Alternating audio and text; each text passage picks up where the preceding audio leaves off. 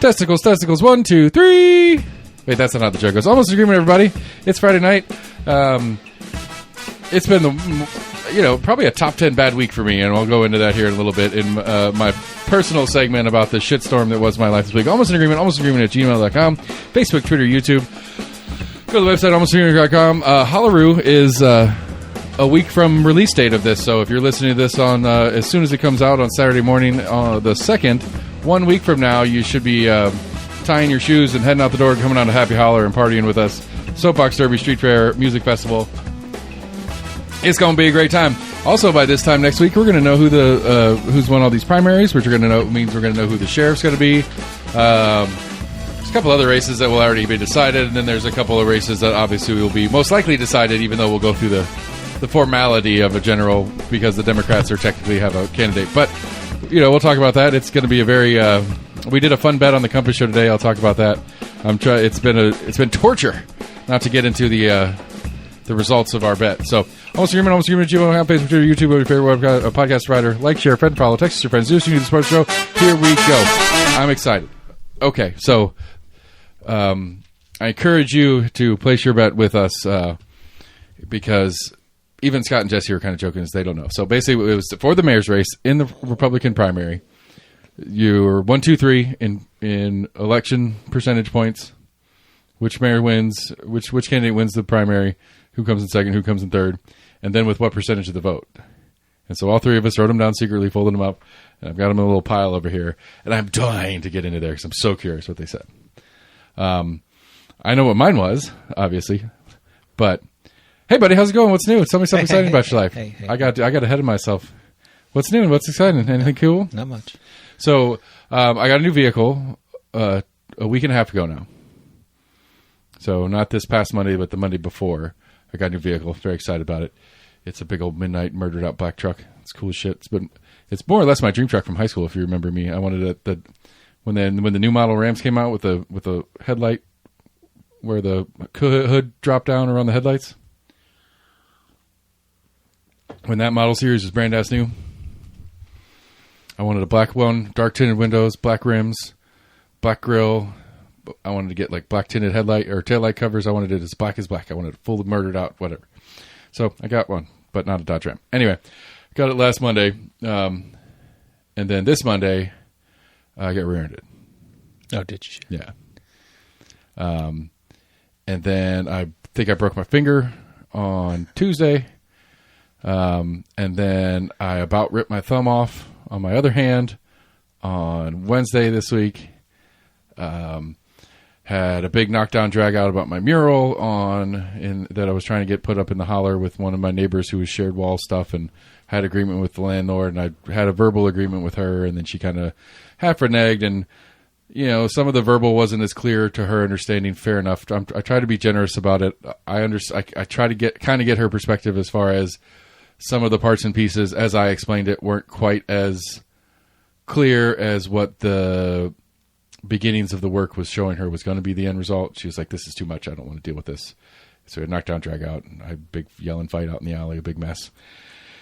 And we squashed it. The city's changing their rules on my front patio in the middle of approving our rules, which we still haven't finished getting things approved. And it's been now since, what did we say, October, November last year that we started this process.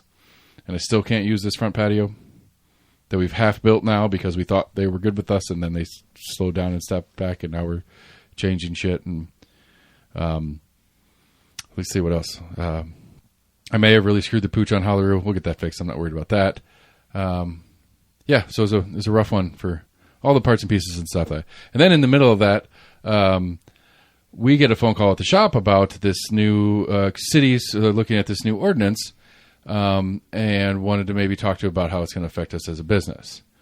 And so I'm looking into it and reading up on it and trying to figure out what's going on. So I called my friend Matt DeBartlebade and said, hey, man, what's going on with this? And he's like, interesting, you should call me. I got off the phone with another constituent who wanted to talk about this. And I was like, well, News Sentinel ran this piece on it, which sounds to me like the city of Knoxville, despite the state law, is going to add an ordinance banning smoking inside anywhere, essentially. With a few exemptions for like a cigar lounge. Interestingly enough, I learned through the process a hookah bar, which we have a couple of them here in town, is not technically a tobacco by state law, so smoking ordinances do not apply to them. Yeah, it is that weird kind of like jelly. They call it shisha or whatever. Yeah, but it's a tobacco soaked in stuff or I guess it's not tobacco derived.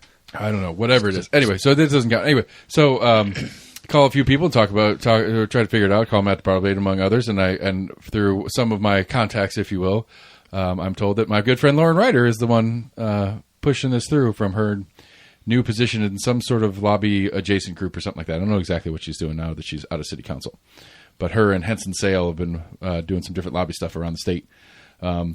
And she brought this to council, and Debbie Hesley has put it up on the agenda, and News Sentinel ran off with it a little bit half-cocked, like the News Sentinel is one to do, but, so I called Lauren. I'm like, hey, Lauren, are you trying to kill my business? And she's like, what are you talking about? Are you talking about the smoking ban? I was like, yeah, I'm talking about the smoking ban. She's like, well, you're exempt. And it's like, okay, tell me more. And so I spent like an hour and a half on the phone with her talking about it. And like the whole time, it's like, well, you're exempt, so what do you care? It's like, well, I mean, I can walk and chew gum at the same time, Lauren. Just because I'm not directly negatively affected by it, realistically, if I'm truly exempt, if the verbiage is clear when and if this ordinance comes to bear and passes, and if we are truly exempt, it might be a bonus for us because our half smoking, quote unquote, vaping, even though this is why I'm confused or concerned about it, is because the state of Tennessee considers vaping smoking. Right. City of Knoxville does not by their definitions of stuff. But the state health inspector is going to be the one that's overseeing the inspections on this process. And so it's like, okay, well, yeah, I got some mixed messages here from my own end. But even if you're right and I am fully exempted, that's great. I could still think it's a stupid ordinance to pass, even if it doesn't negatively affect me personally. And so it's this whole big thing about how... and so we went back and forth a while. It's interesting. It's caused a big stir. Not dissimilar to when the state did the 2009, where we went to the has to be 21 and up all hours kind of thing, where it's basically only bars and venues could do it. Most restaurants chose not to because you don't want to give up all your non-smoking patrons. You don't want to force everything into smoking as a restaurant. Like, because I was at O'Charlie's at the time when it happened. And I told Lauren the story. I was like, yeah, I was at O'Charlie's when that one went in. Do you have any idea how much money that cost me? And I'll tell you a secret. I left a bartending job that had been a good bartending job and paid the bills to go find another bartending job in a smoking bar because I couldn't pay the bills anymore in the non-smoking bar. And so, went back and forth a little bit about it. And it's like, secondhand smoke's gross. Yes, I agree. I don't like she kept throwing facts at me like they were like I didn't believe the facts. It's like, no, I agree. I'm not pretending that secondhand smoke isn't nasty. And she did put a good analogy. She's like, we can sit next to each other and I can eat all the ice cream I want and you're not going to get fat. And I was like, sure. Again, not disagreeing with the point that secondhand smoke is gross. Good analogy. Like, I like that. I appreciate the fundamental difference in other drugs like heroin or something like that. And their issues is that they don't have a direct negative effect on people that are around it, where smoking does. Which, again, fair assessment. But who are you really protecting here? Like, who are you really protecting? Is it the employees? Because it's with the 2009 smoking ban, if you want to bartend or serve to make money, there are plenty of places you can bartend and serve that make money that don't smoke. That is an option. It's not like in the olden days where every bar, like I don't like when I came up in the game, quote unquote, or whatever you want to call it, in the early aughts of the bartending game, every restaurant, the bar area was the smoking area. So if you wanted to be behind that bar where you made money, you had to be in the smoking. Right. We can go all over town right now and get a job behind a bar, and it's a no smoking restaurant and bar, even if it's a full bar and not even just like a restaurant bar. Right. So, like, the argument doesn't play on that one. And so it's been a big stink. There's a lot of stuff like the survey or petition we rolled across here is from Life Behind Bars. It's a private Facebook group for bar employees, owners, and stuff like that you have to get permission. You have to be like, hey, I'm a bartender or a server or something like that. They don't just let anybody in. But it's local, like it's Knoxville bar restaurant employees and owners and stuff like that. And then there's some fun stuff. Like there was some dude that was going around he was trying to pull some scam in bars, And like it got posted on here. It's like, hey, this dude, like they pulled a picture off their security system. This dude's been came into my place. I heard the story, came into someone else, whatever. Be on the lookout for this guy. He's pulling this scam. And so, those of us that are in it, we talk to our staffs and stuff like that. Be like, hey, heads up on this one. If some guy tries to pull the scam, all right, you could be on it. So, but anyway, there's a change.org petition going around for people to voice their opinions on it. I have a scheduled meeting with Lauren Ryder, and I believe Debbie Helsley's going to come, and we're going to talk about it. Because I don't know, it's interesting. Like to me, like fundamentally, like regardless of my personal feelings on the things and the whatnots and the who's it's, fundamentally, it's a slippery slope argument to me. It's like, okay, we started with this, and this was our compromise to leave some option for adult human beings who want to do this and want to go out and hang out with other human beings in a public place who happen to smoke. This was our compromise. We make sure it's adult human beings in adult-only places, nowhere that kids can be. So that was our compromise. And now, 10, 15 years later, we're taking that one off the table. City of Knoxville, you can't smoke in City of Knoxville parks. When does the City of Knoxville then say you can't smoke on City of Knoxville sidewalks or roadways? At what point do they just say there's no smoking in the City of Knoxville? And it's like, if that's the direction we're going to go, then what's next? Okay, we got smoking taken care of. There's no smoking in Knox County all of a sudden. You can't smoke anywhere in Knox County except in the privacy of your own home with your windows closed and a special AC system and a permit from the state proving that all of your smoke is filtered before it exits your home. We got there. Congratulations. Well, if we can do that, then what else can we do? What other, quote, negative activity can we start weaning people off of? Because this, to me, is like this same kind of rabbit hole is the same thing as the people who often get painted as the anti-environmentalist thing. It's like, I can acknowledge that there's environmental issues, that we can have a positive impact or at least reduce our negative impact on the environment as a human species. But when you start letting government do parts and pieces of these, then it's what's next. Then it's what's next. Then it's what's next. It's the same rabbit hole to me. And it's one of those, it's the old saying, like, what's the one thing you'll never get back is power you give to the government. Or what's one? Yeah, there's some version. It's something like that. The least likely thing to ever go away is a power that has been given to a government. Not familiar. It's something like that. Yeah.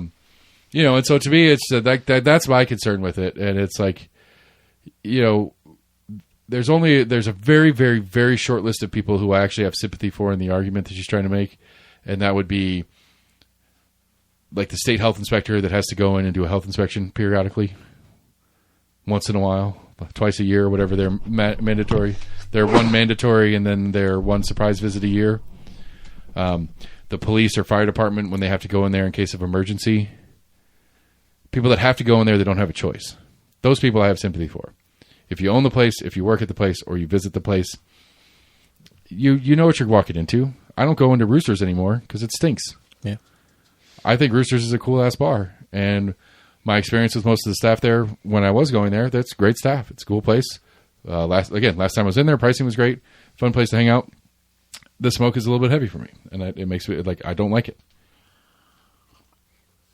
And so I choose, in what limited times I do go out anymore, not to go to smoking bars.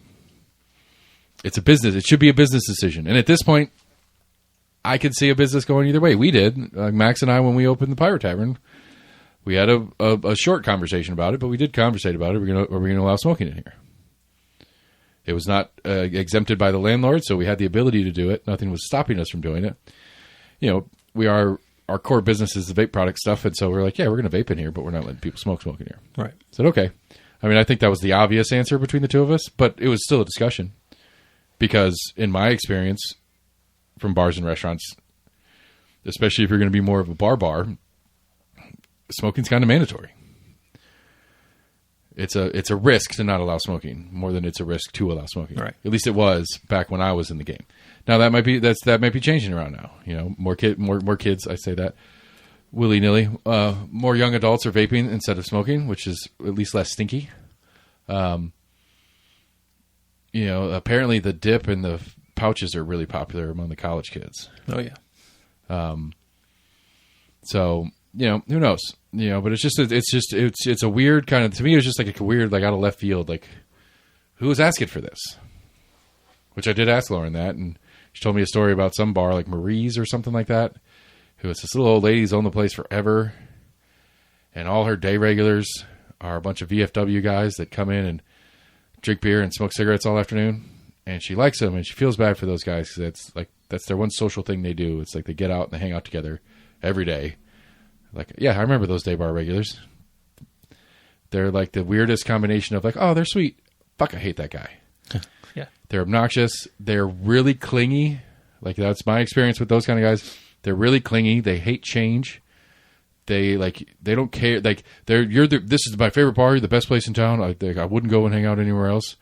But you change anything out of their little perfect circle of norm, they're like, what are you doing? Who said you could do that? I own the place, motherfucker. I said I could do this. And they're like, no. Like, I can't. That's not okay. They're that's just my experience with it, and I'm guessing that's what this lady's dealing with. And so it seems like she's trying to get. I mean, again, Nashville did this in a couple of apparently 150 cities. Lauren kept throwing that at me, like that makes the decision makes me get on board with it because other people did it. Don't know why I didn't pull the parent move out. If everybody's jumping off the Brooklyn Bridge, you jumping off too, Lauren? Right. It was like New Orleans does it, and they have a great nightlife scene. They also have Bourbon Street where you can walk around drinking from any bar you want. So you just go outside and smoke and continue with your drink anywhere you wanted to. Right. Where we bar owners know the problems with public consumption of your products, and you have to chase people down if they try to walk off your property with it, and the expense of doing patios, front patio motherfuckers, and then our back deck and all the different stuff that we have to do to maintain a smoking section in a non-smoking bar. It's a lot of work. It's a lot of effort. And again, okay, fine, we don't go to the full step. You know, what's the next little baby step is going to be, well, you got to be it's got to be outside, 15 feet, 20 feet, 100 feet from a doorway. Right. Well, my business is in a nice little compact nightlife district. You're not 100 feet from anybody's door. And as a bar owner who's trying to secure your money because you're in there drinking and you're like, hey, we're going to run outside and smoke, and you're going 100 yards away. And, it now becomes this collateral game. I have to have your card on file, and, I don't know if you're coming back or not. And it's just this weird thing. And then that's like, well, the dude's sitting here. He just went out to smoke. Well, I don't see anybody. He's 3 football fields away, Well, I guess I'm going to sit here. And then you have to deal with bullshit like that. And it's fucking, again, to me, it's just like, it's another step in this weird little encroachment game that I don't think is needed. I understand the argument. I can back up and go, yeah, I get it, Lauren. Going into smoky bars is gross. I don't go into smoky bars. And if you don't like it, you shouldn't either. I don't feel like it's a big ask. Yeah. Because eventually this Marie or this other places are going to have to make the choice. They'll be like, yeah, I really like these guys, and I really like letting my people smoke in here. But it's starting to really negative. People stop hanging out. I get people coming in.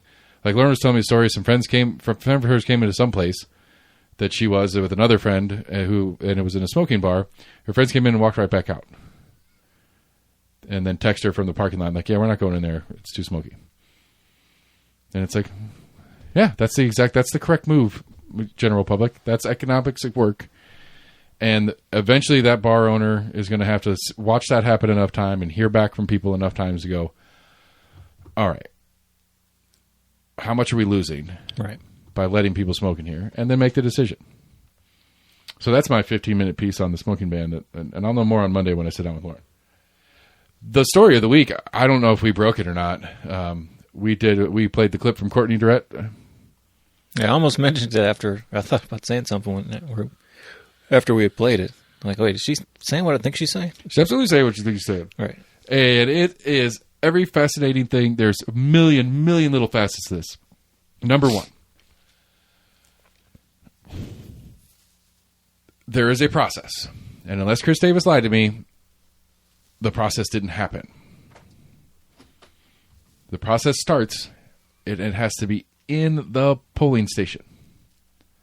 Once I go in and I ask for my ballot and they give it to me, and I go and I fill out my ballot and I turn it in, the chance to argue that I should or shouldn't have that ballot has passed. You cannot do it in post. You have to witness that person requesting a ballot that they're not a bona fide member of. And it also kind of reads like it has to be the actual poll station workers, that it can't be the general public. So I couldn't just go in there And I'm curious. I might do it on Tuesday. We joked about that, like sitting there, we're like, oh, check that person. Check that person. I might do it Tuesday. So Chris Davis, probably around 8 or 9 a.m., you personally should be hanging out at the Rocky Hill polling station. I'm going to go in there. I'm going to pull my ballot and pledge my allegiance to whatever party I have to for whichever party I pick. But the next person in line, I'm going to tell the polling station employee is like, I don't think that person's a Republican. And see what happens. Should make up like a fake Pledge of Allegiance.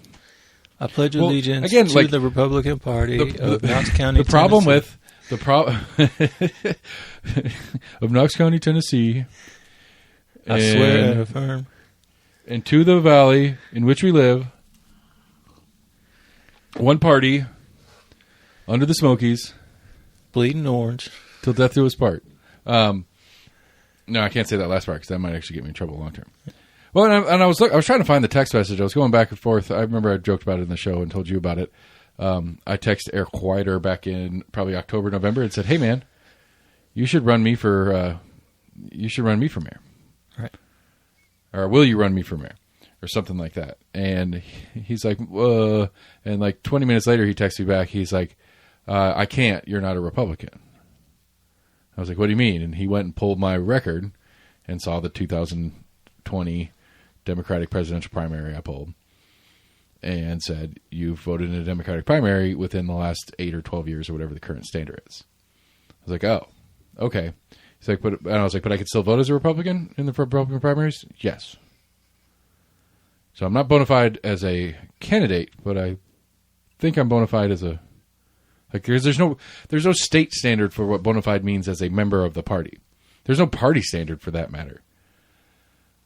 At least, like, I don't know that there's any checkpoint when because we don't register with parties, and so there's no checkpoint of saying, well, when have you voted in a Democratic primary? Have you given money to Democratic candidates? Because that's how they treat the candidates. Right. Have you donated to? Have you voted for? And I don't know. I haven't donated to anybody because I'm cheap, and I did pull that one Democratic primary, but I've pulled Republicans ever since. And so it's just like the law in and of itself doesn't make any sense, like functionally, logically, which is why Sharm Allen, poor Sharm Allen, not really, but Sharm Allen gets in a weird spot because the GOP writes an official complaint, takes it to the district attorney in Sharm Allen's office and says, "We would like you to prosecute Courtney Durrett for violating this law." And Sharm Allen goes, "Shit." Now, this is my guess at the thought process Sharm Allen went through. I don't know, but I'm pretty sure the thought process is, well, this law is dumb. The verbiage of the law doesn't make it clear how to prosecute this, what the rules are, or anything like that. I cannot prosecute this. But I'm also a Republican, and I will have a race coming up, and I will piss the party off if I dismiss this outright. So I'm going to call my buddy that's, I can't remember what the job title is. It's basically the state district attorney coordinator. It's like all the county's DAs, not boss per se, but like liaison to the state legal set of stuff. And so it's like, I referred it to Nashville for them to look into seeing what we can do. Right. And so Sharm's brilliant political move, cowardly move, but brilliant political move of saying, again, my guess is she's looking at it saying, this is dumb. I can't prosecute this. But if I dismiss this outright, I'm going to get a hard primary and I'm going to have to do a bunch of shit and the party's going to get mad at me. And so my best option here is to pass it off to somebody else to deal with it so that I don't have to try to prosecute a case that's unprosecutable, but I don't have to dismiss it and get in trouble. Because even if she says, okay, fine, I'll prosecute this case and loses, the party's going to be mad at her. Like, she's in a lose-lose. Like, her only option here really was to lose or, hot potato it to somebody else. So I'm hoping the state guy is like, no, you got to do it. It's your district. There's nothing that I can do with this. And so I'm hoping the state forces her to make a decision. Because, again, I don't know Sharm. I've talked to her like twice ever in passing. Maybe once. I don't know. But, like, I don't get the feeling that she's like a complete sociopath. I would guess that she's looking at this going, this has never been tried in the state. Nobody's ever tried to do anything with this. This has always been just kind of built as like a rhetorical threat with no teeth behind it and no process to it. There's nothing I could do here. So I think she knows that she would have to dismiss it, which Courtney's lawyer has asked them to dismiss it, which Sharm's answer is, well, I've already passed it over here. They're the ones dealing with it. That's kind of where you had. It's weird to preemptively ask for a dismissal when there's not any kind of charges filed. There's talk of charges being filed. Well, the decline to bring charges would be, Okay, when I say dismissal, I apologize. You're Okay, right. The more technical term would be if she declines to bring charges. Because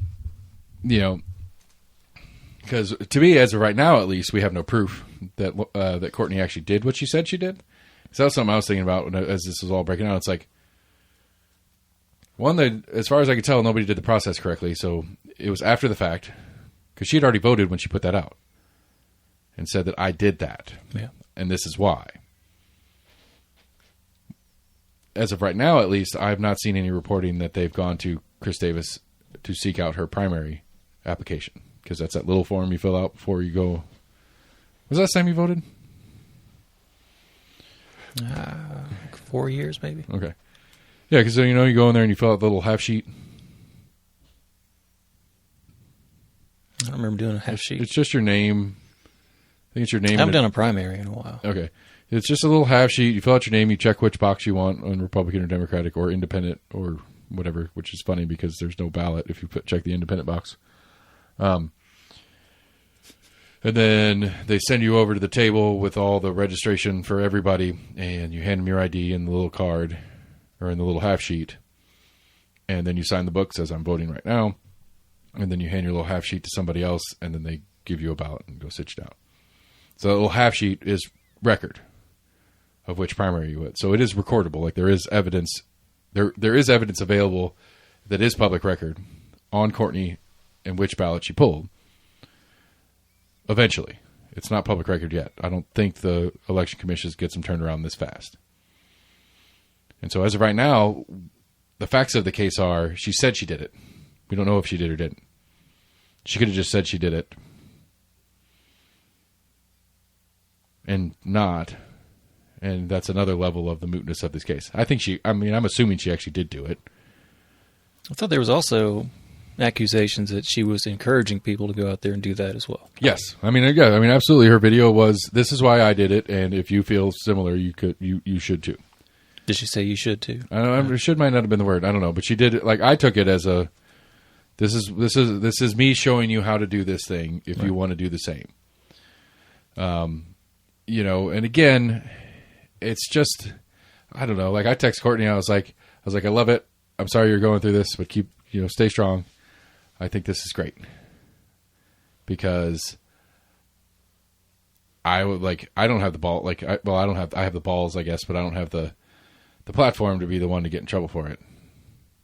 And so I'm glad. It's fun. It's interesting to see it happening because in Nashville, there is a Republican elected official who put out almost an identical video about crossing over to vote in Davidson County primaries because Davidson County is the inverse of Knox County. Right. Everything's Democrats. And it's like, if you're the Tennessee Democratic or if you're the Tennessee D's or whatever your little slang nickname is, and you're not asking the district attorney of Davidson County to bring charges over there, you're missing the boat. And so again, I'm fascinated to see how this runs out.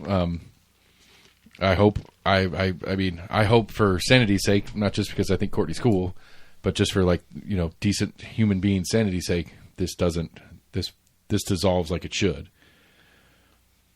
And again, this is one of those that not dissimilar to the Tennessee 3 scenario where it's like, how you guys how are Republicans such a gimme anymore? You've got it. Like, how do you as just a regular person who's not super politically involved, not watch this and go, these Republicans are getting a little crazy.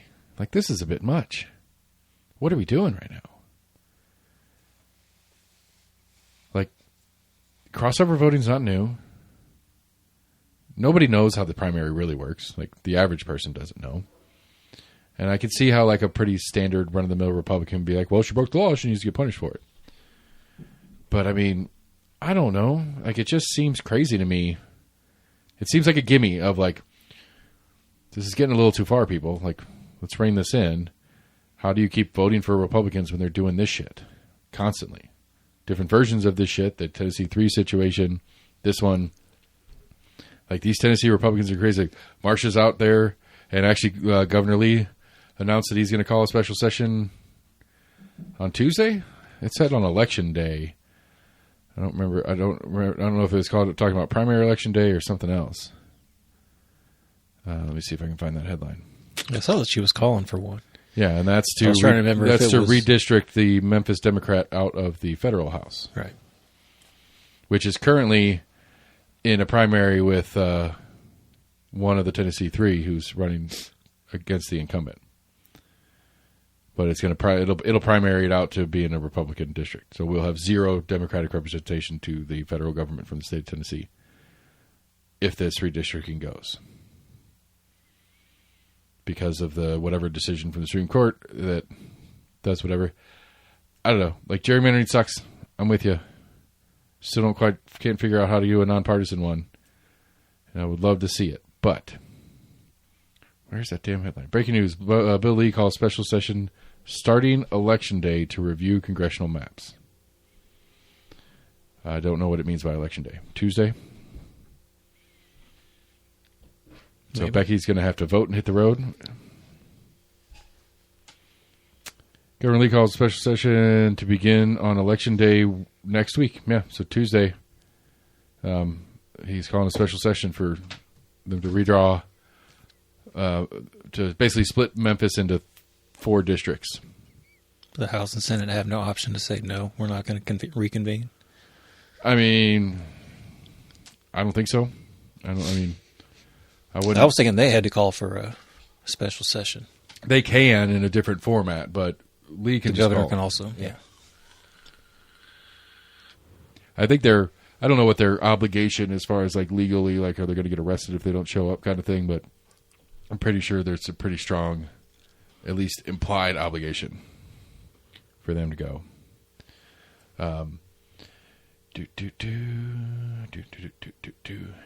I don't think it'd be like Texas where, all the Democrats, decide that they're going to go out of town.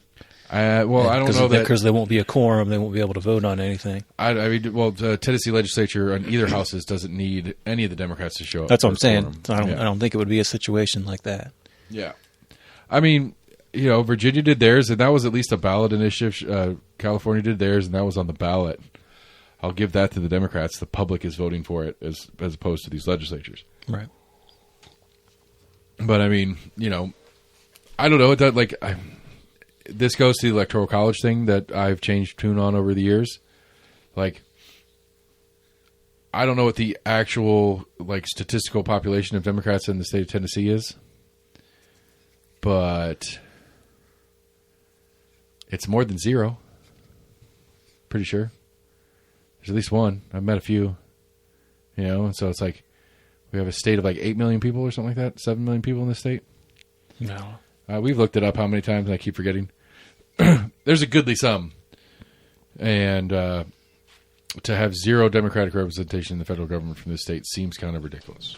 I mean, to be honest, to have any state that is 100% one way or the other, Virginia with its all-blue map now, Massachusetts is an all-blue map, and it's been that way for a long time. Yeah. There's a couple states that are all one or the other, and like maybe Connecticut, because they only have 2. I could see Wyoming, because they only have 2 House members, right? Or they only have 1. They have 2 senators and 1 House member? I don't remember. I don't know. Because it's based on population. Because that's the other one that's the other question I have is when do we get another one in Tennessee? Why does California still have as many as his has? When are we going to take one from California and give it to Tennessee or Texas? Because I think there's a cycle in which, because we talked about that before. Yeah, I don't know what the answer to that one is because I remember talking about it, but I don't remember finding an answer. So, TN House population. I was thinking when we looked that Congress has to stay at one particular number. So if Right. one state adds one, then another state potentially has to lose one. I think it's still supposed to equal out to, what was it, like 275,000 people per. All right. Yeah, so here you go. So Tennessee has about 7.1 million people with 9 reps. That's about 700,000 to 800,000 per rep. All right, so 5 years ago when we had the census, we were under 7 million in the state. So if our growth is going to continue the way it's going, we're going to have 9-10 million in the state, which now means our 9 reps are representing 1.1 million people apiece. Yeah. But it's not it's not like we have unilateral growth in all states. Yes, I agree that the total number represented will have to go up over time because of population growth nationwide. But like the entire state of Wyoming, what's the population of Wyoming? 1.5 mil. Wyoming's population is 588,000 or so. Damn.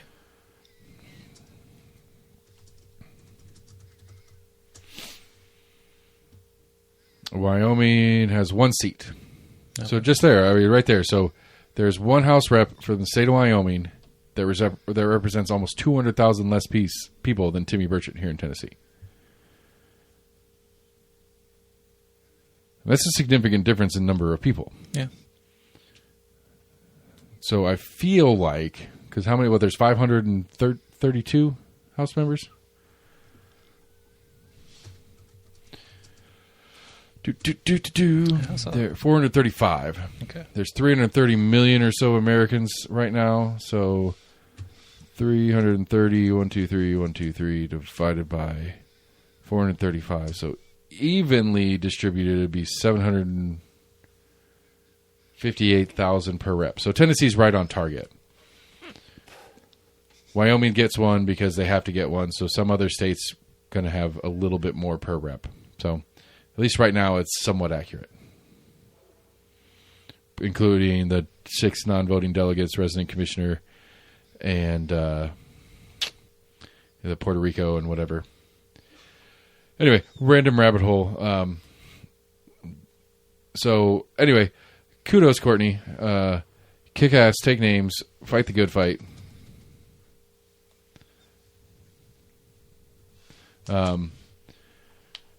I'll see.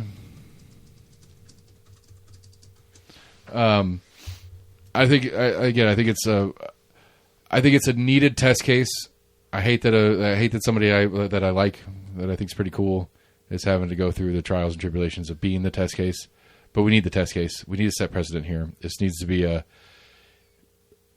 Tennessee legislature. If you want to close primaries, close primaries. If you want to have explicit rules about what it means to vote in an open primary as a party representative or whatever the fuck bullshit. Like, if you want to keep this open primary, but with very succinct rules on who's allowed to grab which ballot, then you need to write the law that way. I think that's one. I think it's probably one reason why they wanted to close primaries. Yeah. Like, I think to some 'Cause then extent they don't they have to knew do that it. this was this was written a little vaguely whenever they passed it last year.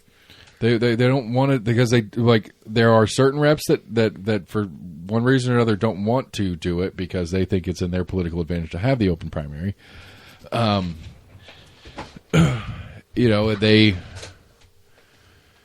I think they know it's going to be a bad look. I think is part of it. I mean, like, I think it would. I think it would look like. I think it'd be one of those that not a lot of people would pay attention when the bill passes. But when all the hullabaloo comes up, Election Day is Tuesday, everybody, and you go show up and you hand them their ID and say, I would like a ballot, please. And they say, what party are you affiliated with? And you say, I'm affiliated with the Republican Party. It's like, well, we don't have you registered as such. You don't get to vote today. People are going to lose their fucking minds. Yeah. And it's going to be awesome for me because I'm hateful. I'm going to go, I mean, I will go and register as a Republican immediately because unless they're going to really like do some background checks and shit on it, I'm going to get registered as a Republican, vote as a Republican. I don't know what they can. I don't know if they can do anything. Like that's the other question. That's the secondary question. It's like, okay, you close the primaries. Are you going to have an application process? Do I have to pay a fee to be a member of the party? Like, what are you going to do realistically? I got dues I got to pay. And I think people are going to really start resent the idea of having to answer a bunch of questions to be allowed to vote. I don't know if they might. I mean, the Republicans were charging fees to run candidates. Like, if you wanted to run as a GOP member, like it was like depending on like by the level of seat was how much you had to pay them. So it's like, oh, you're running for a county commission seat in Loudoun County? That's $5,000. You're running for mayor of Ulawa? You want to run as a Republican? That's $7,000. You're running for mayor of Knox County? It's $2,500 or $25,000. Like whatever. I don't know what the numbers were, but they had a menu that you had to pay if you were going to run as run for you to have quote unquote party backing. Not even to have backing, just to be able to run as a Republican. I don't know if they had the legal grounds to do that, and it was kind of an opt-in, and then you're going to get the party backing because you opted into it kind of thing. I don't know exactly how that all shaked out because I'm not in the party, and I don't really care, and I hope that's keeping out. I don't know. I hope somebody gets sued, and there's a big legal fight, and it costs a bunch of money. I don't know. I don't know what I hope with that. I'm just glad Ridiculous exists because it's fun to talk about.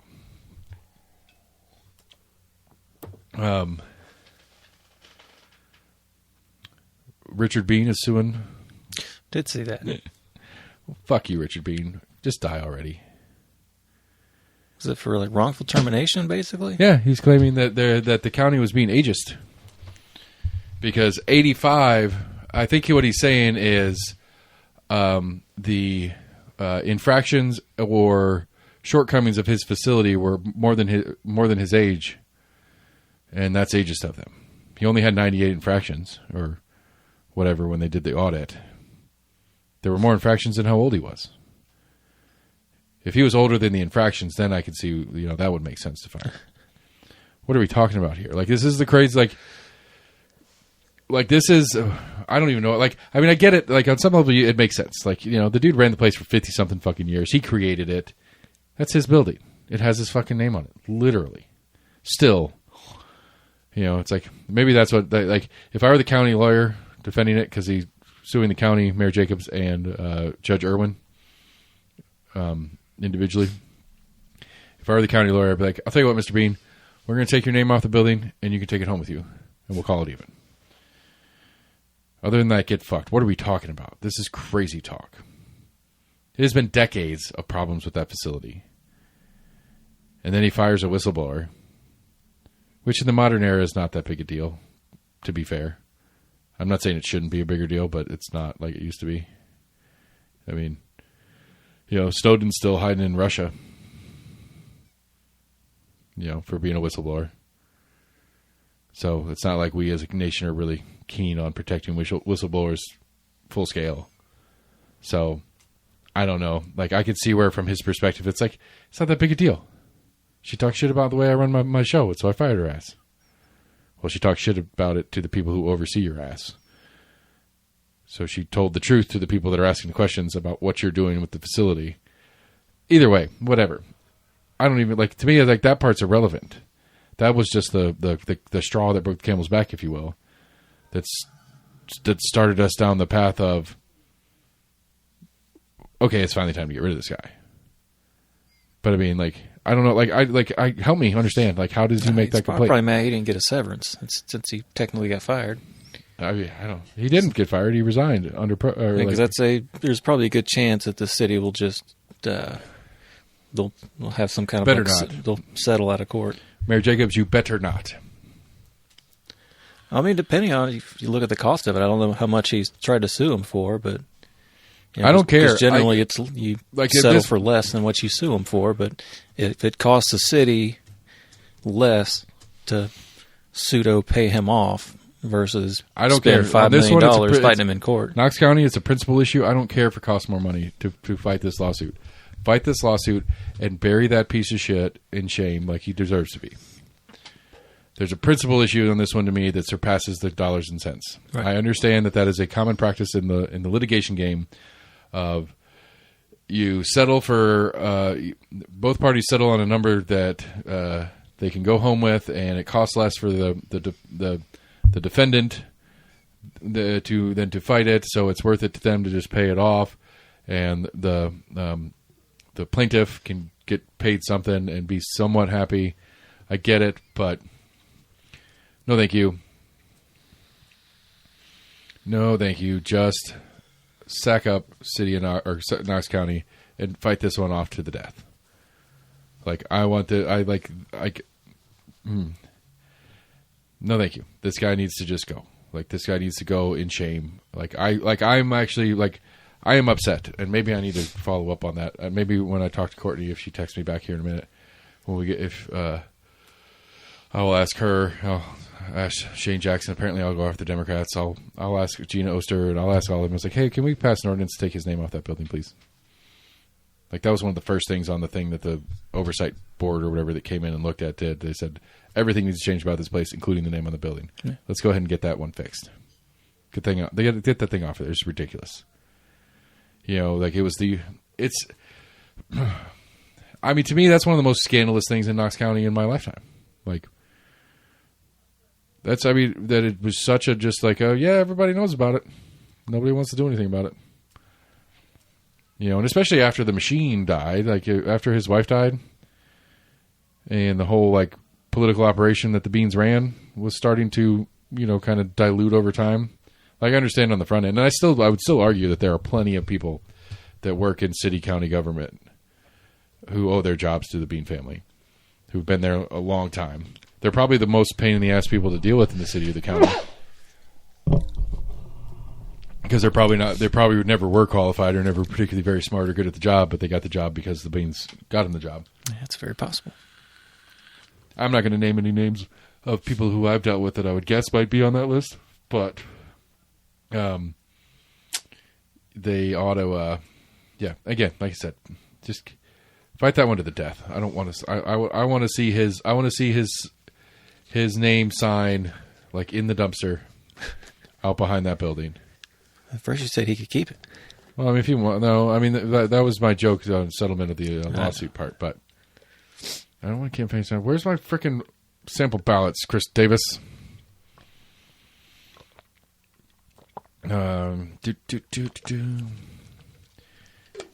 Campaign finance reports. Don't want that. Am I registered? I don't care if I'm registered. That's the point.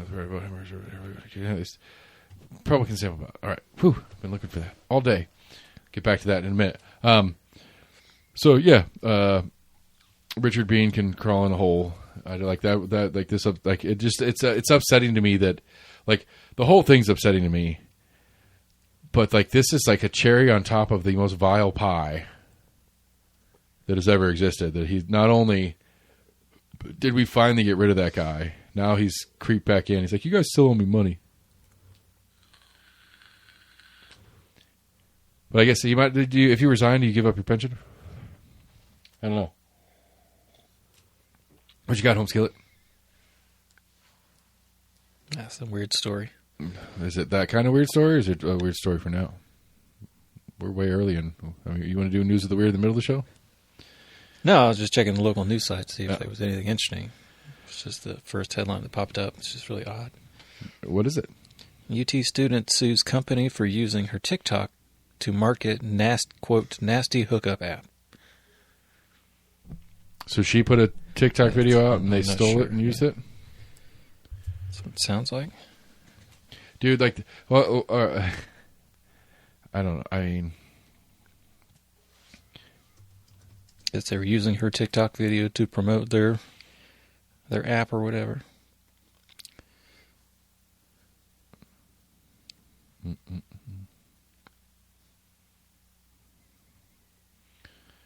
I mean, I don't know.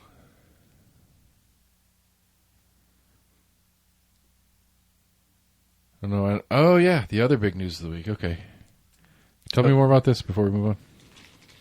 I don't think there was a whole lot to it. Sounds like, I guess she's accusing them of stealing one of her TikTok videos. I guess they used one of her videos in some of their ads to promote their hookup app. And what are the rules? The rules to, well, I think you have a right to anything you put up. I think it's considered your property. Yeah, I know. I don't know Sure, what TikTok rules are on. Like I said, I don't know what the TikTok rules are on it. It returns.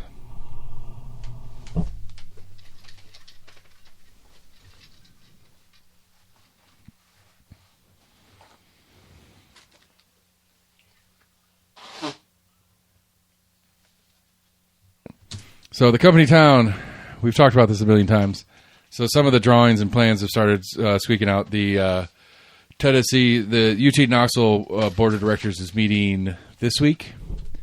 And one of the items on the agenda, it's a public agenda, is the Waterfront Nayland Entertainment District construction plans to start this summer on a $280 million project.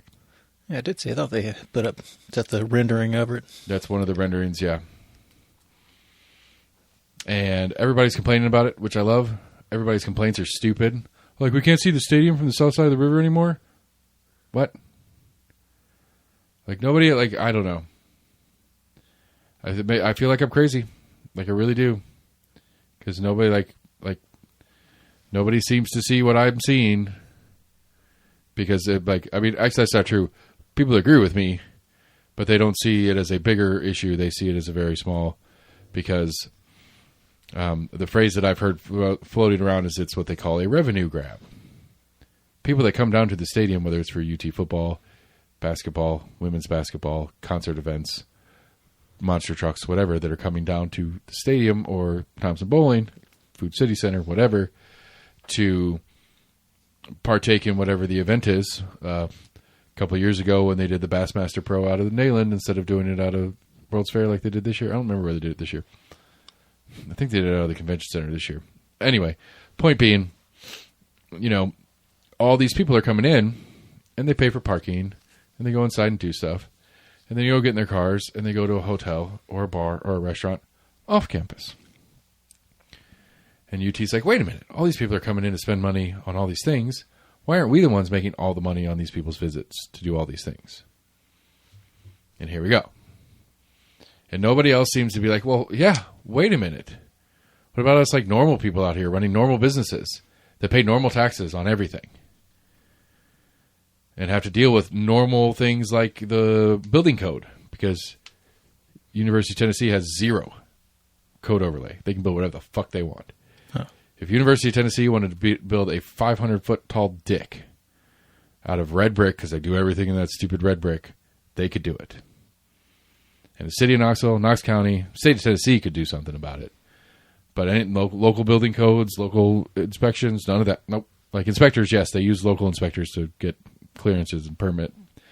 And like electrical codes clearance. Well, electrical is a state one anyway, but like they'll like a Knoxville city codes inspector will come out and inspect the plumbing. But any of the design, the size, the scope, floor plans, no oversight at all from the local governments. They do whatever they want. So this entity that lives within the city of Knoxville is actively going after taking money out of other businesses in the city of Knoxville. And not only is the city of Knoxville like neutered because they can't functionally do anything about it, but it somewhat vocally like, yeah, that's cool. That's going to be great. They're supportive of it. And it's like, what are we talking about? How much, like, yes, the city and county will get personal property tax. So the wings joint that goes in there that has 3 fryers, they'll pay property tax on their 3 fryers. They pay rent to the University of Tennessee for their restaurant. University of Tennessee doesn't pay property tax on that building. The real money for the city of Knoxville that comes from it. Yes, the city of Knoxville will still get their sales tax cut, we think. We're not actually sure on that one. There's some phone calls and some questions to ask on that. But they're not pretending, they're not trying. This isn't some like, oh, well, we think this is going to be great for recruiting or this is going to help with student involvement and access. No. We literally just want to take the money that other places were making when we put an event on in our thing. What all supposed to be in this? I mean, I think it's a hotel. I don't remember exactly. Hotel. Maybe one of them's condos, one of them's hotels. Some multiple thousand square feet of. I call it an entertainment district, so I don't know if. Right, it's supposed to be like some 1,000 square feet of retail space, which will be bar, restaurant, venues of sorts. Probably some kind of ball shop. Yeah, sure. No, I don't pay for your bullshit. Get away. Go. Shoo. 280 million product buildings. Stay in the district. Here's what you need to know. Track to open in the entertainment district in early 2028 and the condo hotel in 29. They're set to meet and vote on Monday the 4th. UT plans to break ground this summer, beginning the demolition of 2/3 of the G10 garage. Size, number of rooms, the condo hotel property. This is Knox News, everybody, by the way. The condo hotel property will recover 440,000 square feet. It will include 180 hotel rooms, 30 hotel condo units, 50 luxury condo units, and a rooftop bar overlooking Neyland Stadium. 10,000 square feet of restaurants, 10,000 square feet of meeting and event space, 5,000 square feet dedicated to university space, a resort-style swimming pool, and more than 220 parking spaces, which is probably, like, G10 is just going to be rebuilt inside of it. It's just going to be underneath it. Or some variant thereof. You know, I mean, it's not particularly huge, to be fair. 10,000 square feet of restaurant space is not massive. I mean, that's one big restaurant. Like, I would say the Hooters out here off of Ray Mears on Kingston Pike is probably about 10,000 square feet. In total. Yeah. Yeah. Like probably 6, maybe 7,000 of it is dining room and the patio area and the bar area, and then another 2,000 or 3,000 square feet for the kitchen and the freezers and coolers and all that stuff that's in the back. So it's not huge. I don't know what a meeting event space is, whether it's going to be like a generic event space, so you can get married there. Oh, we got married at the stadium, adjacent. At the entertainment district. And then 5,000 square feet of university space is probably what you're talking about. It'll be a large ball shop, which that's a pretty big ball shop. No, it's not. That's about the same as the one that was in the UC. I haven't been in the one since they tore down the UC and built the new one of those already, just on the other side of the stadium. You know, so it's not massive, but that's still, you know, that's 180 hotel rooms. Don't know if they're going to have to collect and pay hotel motel tax to the county and the city. Condo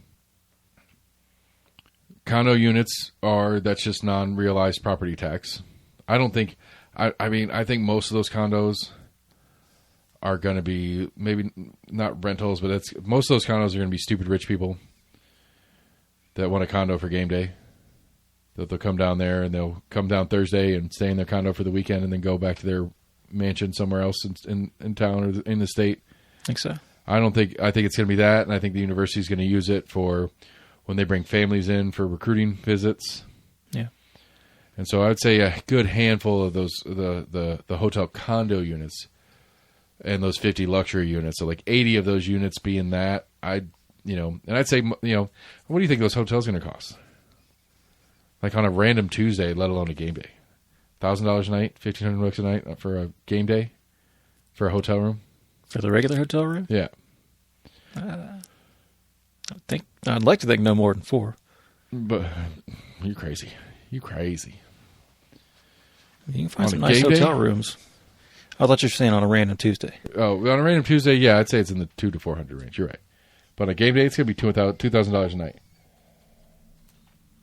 That's ridiculous. And then it's unclear to me whether the rooftop bar is going to be a independent entity or that's going to be part of, like the hotel. It's going to be a hotel bar on the roof, or it's going to be a third-party bar restaurant on the roof. Right.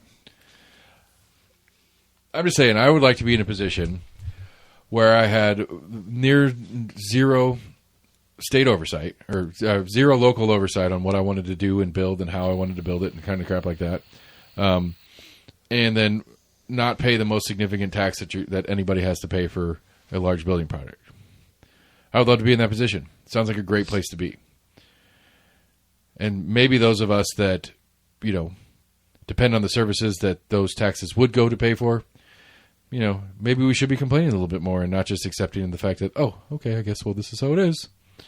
We just deal with, UT just takes another block. They're just going to add another 5 acres to their property. They're just going to squeeze off another, couple of lots from the city of Knoxville tax rolls. And I don't know. I feel like I'm crazy, but it isn't. Like, when are they gonna just take over the city county building? Just gonna slowly swallow up downtown. I mean, they're working their way that way right now. They just swallowed up a big chunk of that little neighborhood that's between them and Henley Street. They're gonna swallow that fucking church. They're gonna do it. It's happening. Which one? The church right there on Henley Street at Cumberland. The big stone church, big beautiful stone church. They're going to slowly work their way. They're going to swallow that. They're going to swallow the World's Fair Park. The Sun Sphere is going to turn into a giant power T in the sky or something like that. They're just going to slowly just swallow it all up. And we're going to be sitting here going like, what happened? County property and school property. It's going to be it. Mm-hmm. City, yeah. Well, no, I mean, I think those will be the first to go. I think they're going to start eating county property and city property first. The private property is harder to get their hands on, right? Because the state can just kind of force the county and the city to do stuff, where the private property owners that are in between stuff, they're the ones going to be the pain in the ass. I was saying it more that there won't be any more city property. They'll just be county property. Well, at some point, the city's going to start failing. Because the income issues or the city taxes are going to be so high on the remaining private property owners in the city that they're going to start selling their shit off to the university faster to get out of their obligation. Like we were talking about the Bread Brothers that built the UT Tower and the Truist Bank Tower that just got bought. We were talking about that a couple weeks ago. The guys, whatever bank that bought that building is going to be like, City of Knoxville just raised property tax again because they can't pay their bills. We need to get out of here. Hey, UT, you want to buy this thing? I mean, UT owned. Well, yeah, UT leased or owned. UT, you like land, right? Well, got something for you. Well, because that's just it. Like there used to be a rule. UT had to have a defined line of where they wanted to expand property wise, and a couple years ago, it's just like a half a mile from any current UT property. So there's just kind of like an international waters line past University of Tennessee property. And so, city county buildings within a half a mile of University of Tennessee property. We're looking to buy anything that's close to our own property. I mean, the UT Convention Center, which is up further on Henley Street, across from the World's Fair Park Convention Center, on the city side of the World's Fair Park, is UT property. All of downtown Knoxville. It's pretty sad, though, from what I've seen on the inside of it. But within a half a mile of UT property is all of downtown because of that building. Right. And all of Tyson Park and everything that goes back in that direction into, what is that, Marble City or whatever? Where Safety City is and all that kind of stuff. Right. UT already owns a bunch of property back in there, so hell, UT might swallow up the Richard Bean Center here sooner than later because they're probably within a half a mile of it. That's true. And it's like what? There's nothing stopping them. There's nobody complaining about it except for me, apparently. For larger political and governmental purposes, everybody else that's complaining about this is like it's ugly, or how are you going to take parking away when there's never enough parking down there anyway? It's like that's not the complaint, people. The complaint is they're taking tax dollars out of our pockets as residents of this locality. But we love UT. We do love UT.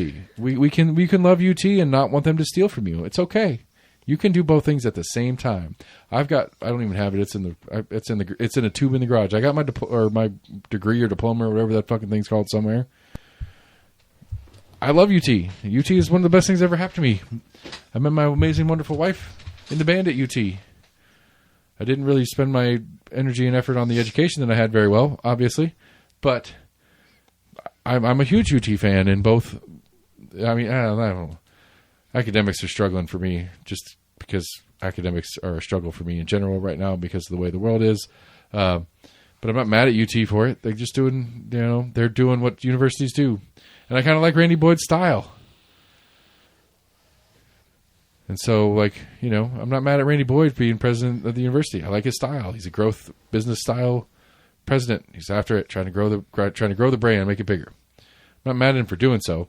I'm just mad that we have no option to be like, hey, man, how about you chill the fuck out? Also, I might be a little bitter that, Nayland decided to book Luke Combs this weekend because Pollard was supposed to be tomorrow. Right. And then Luke Combs, promoter, and UT got on paper that they wanted to do an event tonight. And the city of Knoxville was like, yes, sir. Yes, sir, Mr. UT, sir. Yes, sir, whatever you need, sir. Everybody else is fuck you. We will do whatever you want, sir. And but it illustrates my issue.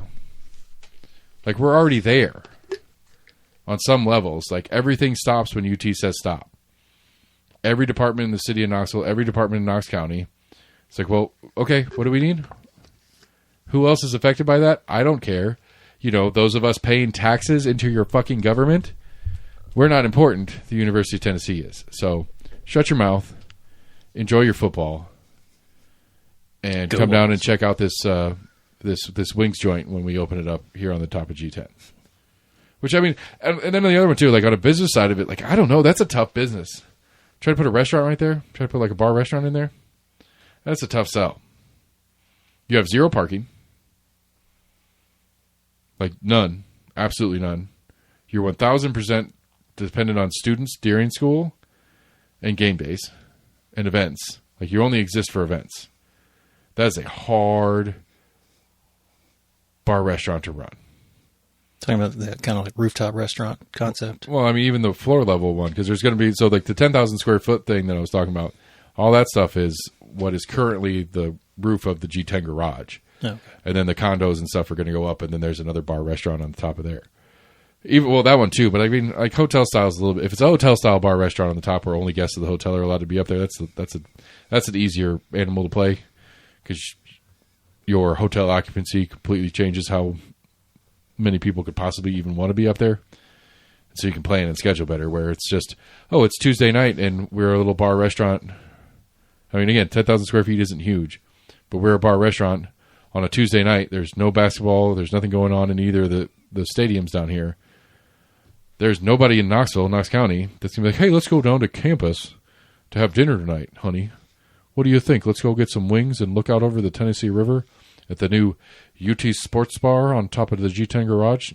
Not going to happen. Well, we're going to park out at the Ag campus and hop on a bus, and we'll ride the bus down there because we can't park in G10 because G10's for commuter parking only, and we don't have parking passes. Like, you can't, there's no, I don't think they're going to be able to park. You're going to be able to just pull up and park there and go eat dinner. We'll go park out at the Ag campus and catch an Uber over. You're not too far from all that parking there at the landing. It'd be a little bit of a hike, but yeah, closer than the Ag campus. Man, if I'm going over there, I'm just going to go to the fucking Calhouns. Right. Do my thing. Because that's good food, and it pays taxes. Like, that's where I'm stuck. Like, if you haven't figured that part out yet, that's where I'm stuck in this whole thing. It's like, it's a fucking tax problem. Taxes are what's the problem to me. Right. Because at the end of the day, again, the design that UT is running here, and this is Randy Boyd 100%, the design that they're running is they're trying to capture the revenue that people are already spending in the city of Knoxville when they come into town for an event. All that revenue on the sales side, even if the hotel motel tax is in play, all that revenue stays the same for the city of Knoxville. If sales tax goes to the city of Knoxville like normal, that's the same as it would have been if they were in the Hilton downtown. When they go out to eat dinner and have a few drinks, all that sales tax is the same as it would have been if they had stayed off of Market Square. Stayed in the Hotel Oliver and went down to the Peter Kern Library and had a few drinks and had a meal there. All that's the same as far as the city tax perspective goes. The thing that matters to the city tax perspective is property tax, and this is going to pay none. Right. So, fuck you again, UT. So, just to make sure I finish it off right.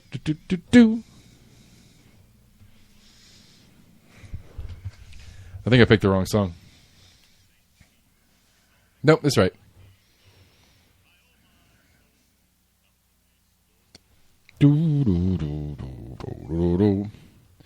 Thank you, Tennessee Ernie Ford and the company store, 16 Stone or whatever it's called. So that's the song I always gets in my head whenever UT is just continuing to slowly eat away at the city of Knoxville. You're welcome. City Mayor, here I come. I'm running for it next year, even though I'm not technically eligible.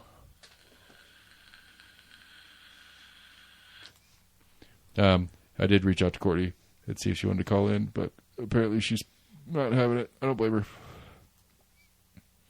But yeah, we need to get the old. I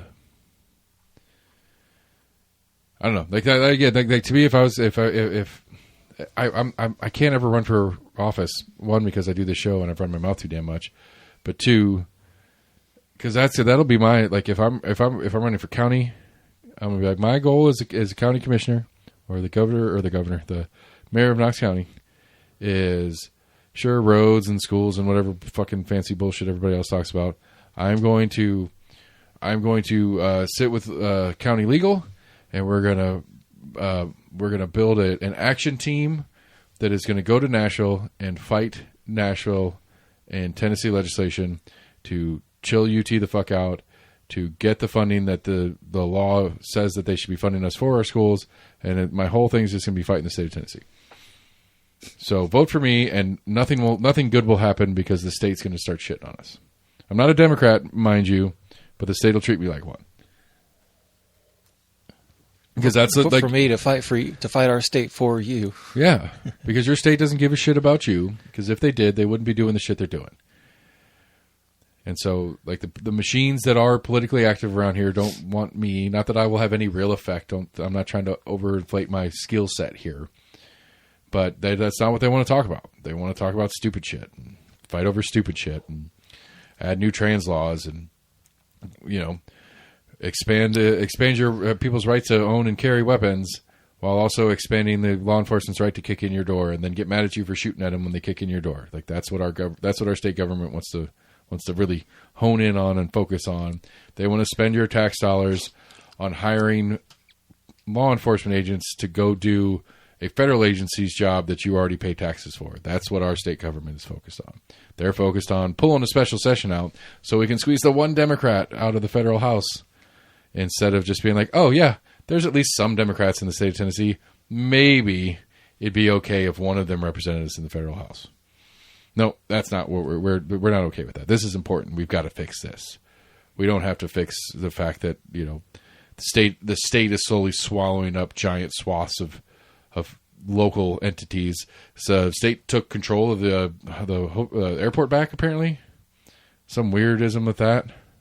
Yeah, we talked about it after the show, I think. Yeah, week. Which I don't really quite understand. I don't really care, per se. I don't really get it either. I mean, TSA provides whatever it provides as far as like the security ports and thing. I understand that the airport property proper is technically in the city of Knoxville, even though it's not physically in the city of Knoxville. But like the airport board and all that stuff's fairly independent. Like I don't think the city of Knoxville has any real oversight as it sits. I don't think any real amount of money comes out of the city tax budget to do anything there.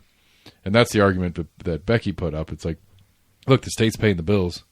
Why don't we have the oversight on it? A fair argument, I guess.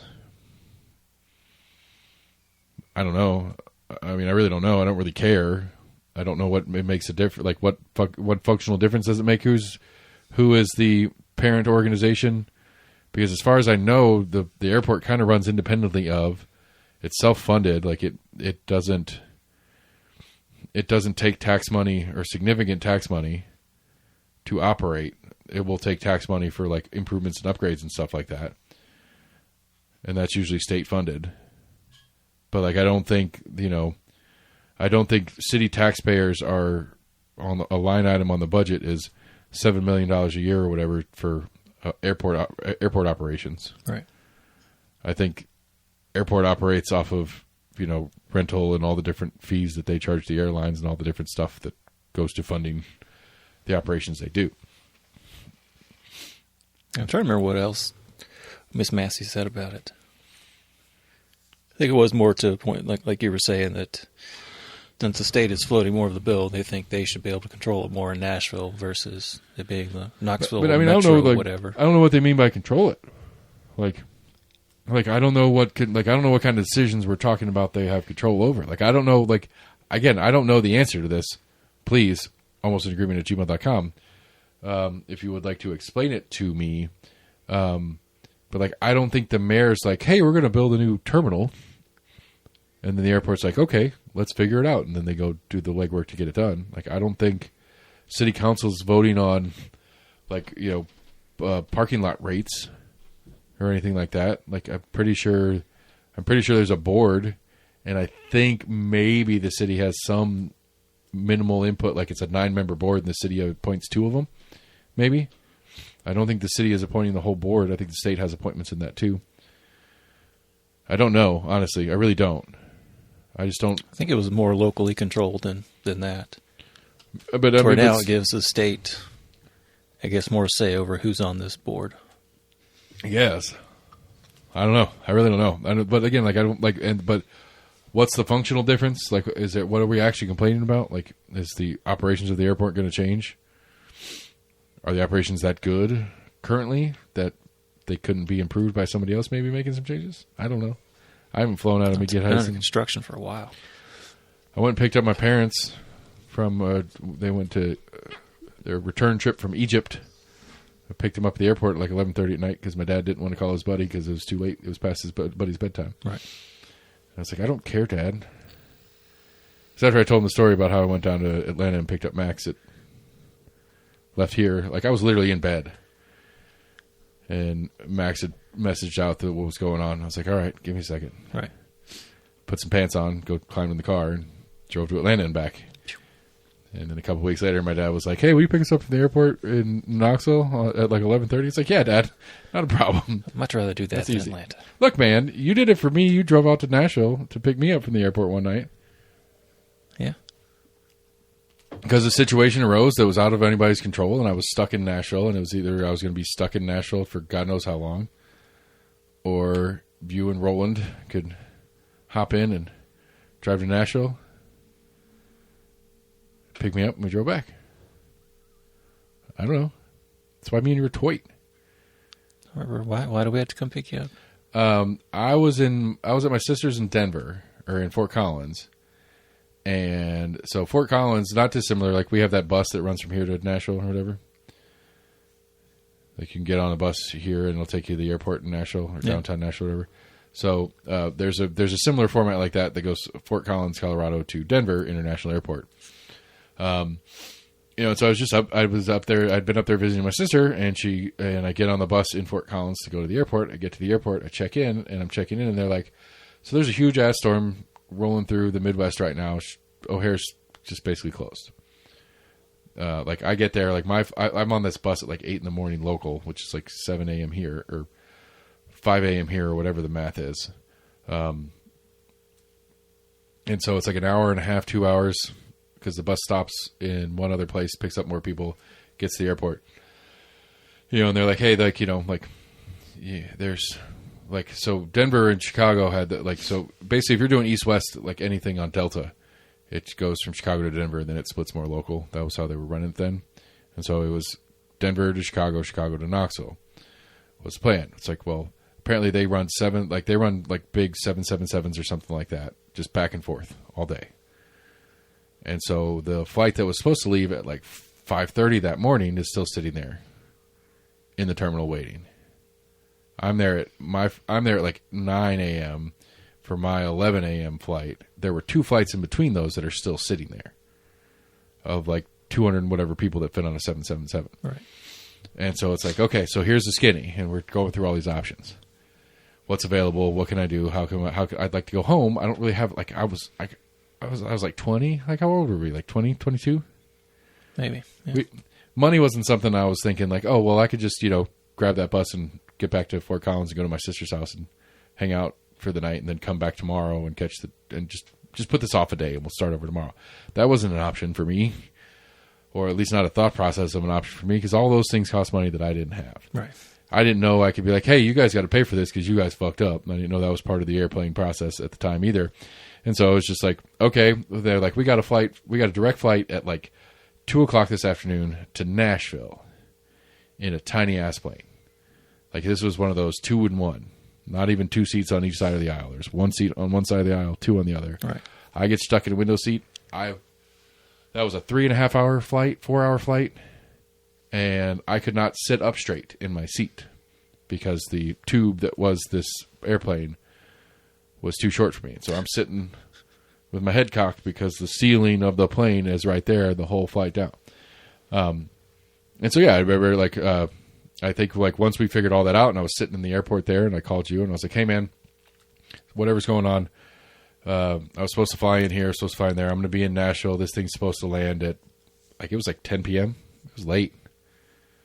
In Nashville, it was dark. I remember, like, it was dark outside when you guys picked me up. So it was at least 8 or 9 p.m., if not 10 p.m. Nashville time when you picked me up. And I'm pretty sure I drove back. Pretty sure you said you're like super tired, and I was like, I can drive. It's fine. Pretty sure I drove part of the way back at least, if not the whole way back. Anyway, that was like, so whatever this storm was that had disrupted what was going on in Chicago. Like the only option that made sense to me at the time was to take this Nashville flight. Right. And I'll figure out how to get there from Nashville. And so after I said yes to the flight, I called you. You said, yeah, I can be there what time? And that was that. Because you're the man. I loved it. I'll try. And so, I don't know. That's what we do for there's a short list of people. But that's what I do for a short list of people. So, anyway, yeah, I don't know what it means. So the moral of the story here is like, I don't know what it means for the state to run it and what tangible changes anybody who uses the airport regularly is going to see. Becky was behind it, so it sounds like it's not a bad thing. I don't know. Like Becky's, she's squirrely. I like Becky. I like Becky a lot. I think she's pretty stand up. I disagree with some of the decisions she has made. She voted for the voucher bill. She voted for the voucher expansion. I don't understand it. Like it just doesn't make sense to me on a financial level. Again, everybody knows me. I'm not a big pro public school guy. I'm actually fairly anti-public schools when you get down to the philosophy of what is the inevitability if you're going to have a public school system. The inevitability of a public school system is it will be a propaganda machine. It is inevitable. There's no way around it. And if your state is run by crazy right-leaning people, you're going to get crazy right-leaning propaganda in your school system. It is inevitable. And it's hard for me to rationalize how you're against getting kids out of that when you're against the people that are running the school system. It is a confusing thing for me when I'm talking to people on the left side of the aisle. Public schools are the right answer. No, they're not. They're the right answer if the people that you like are running them. Yes. Okay, that's a different answer. So, like, moral of the story is, I'm not a huge fan of public schools. But this voucher bill just makes no fucking sense.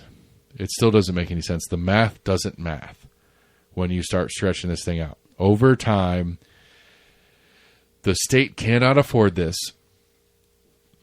while maintaining any level of decent funding for the current public school system.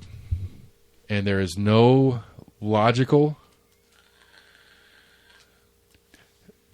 there does not seem to be any logical way for a private school to operate within the budget that they would have to run solely off of the vouchers to make it truly a universal voucher program. Yeah. Like nobody can afford not many people can afford how much more than the voucher any private school is going to cost. Or you got to be really good at reteaching your kids certain things after school because you can send them to the Flat Earth Christian School out here in West Knox County. Just make sure that you spend the time and energy to be like, no, humans and dinosaurs did not live together. No, the earth isn't flat. Yes, Jesus might have been a real man, but the book is the book is lessons. It's not truth. If you've got the time and energy to assist that part in your children's education, then go for it. Because I don't know. Like, I just don't, like, I still want to try it. Like, I still really am. Jennifer Owen, let's do it. Let's get together. I want to build. Like I need somebody with some stupid money who wants to play stupid games with politics, and to help me set up the paperwork and the finances and all the stuff you have to do to apply for accreditation from the state of Tennessee to be a private school. And I want to set up a Wiccan private school, or let's do Hogwarts. Fuck it, that's really cool. Let me see. I'll see if I can get Universal Studios on board, and we can do a Hogwarts branded. We'll do Hogwarts, like straight out of the thing. We'll build a castle and everything. We'll have secret passages and giant snakes. We'll play Quidditch, and we'll teach potions. Because the state doesn't care what we're teaching; they're not testing them on anything. It's true. But more realistically, I think you could do it. I think if you got the right setup and the right group of people together, I think you could truly put a good non-denominational, non-faith-based private school together and go. You'd have to be very intentional and very articulate and very like the ability to scale would be difficult, but I think you could do it within the budget that the state is willing to pay. And I don't think that would necessarily be a bad thing. If we had a bunch of different options. If we had a bunch of different, like if we truly had parents' choice. And like you leave the fucking maternity ward from the hospital with your newborn baby with, how to change a diaper and breastfeeding 101 and a list of schools that you can enroll your kid in a couple of years that are available and the pricing, the approximate pricing and stuff like that. Where, again, like I always run as an adult, I was bad at going to the dentist. But as soon as I had kids, my kids were good at going to the dentist. There's no law. There's no rule. There's no anything about I have to take my kids to the dentist. I understand as a intrinsic fact that dental health is a good, important thing for my children. If that is how we as a society looked at schools, and it was not a public amenity, just like dentistry is not necessarily a public amenity, there is state-funded and state-assisted dentistry coverage for people who can't afford it and stuff like that, which would be available in a system of some version, vouchers or whatever in the future. Okay. I think it'd be worth pursuing that. It'd be interesting. I mean, honestly, if I really wanted to test the bounds of how hardcore I want to make my private school, I'd make like a Marxist.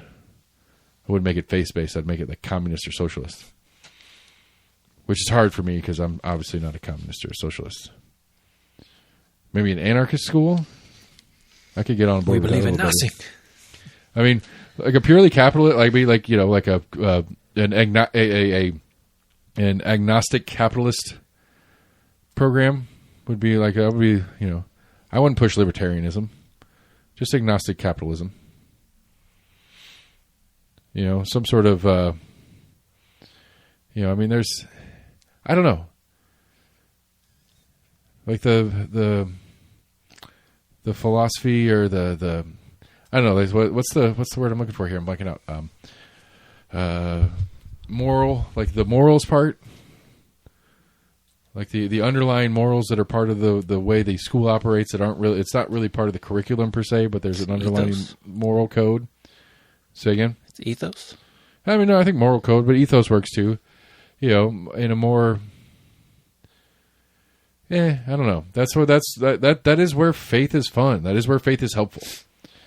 It's like, I mean, the Bible is a good book in the sense of like, they are really good stories that help illustrate moral dilemma and how to deal with not how to deal with moral dilemma, but to understand a moral dilemma. Like if you understand them as like just big old metaphors, they're great. They're great moral dilemma stories. Like, what do you do? How do you deal with this? They make you ask the questions. Like it's like some Nietzsche and some old school philosophy stuff. Like you can line up a lot of that stuff and it works the same way. You're just trying to work it out on an intrinsic moral level as opposed to having somebody telling you the right answer.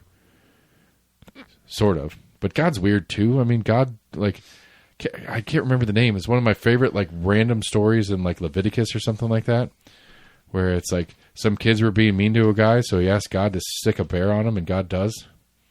As these bears rape and eat kids.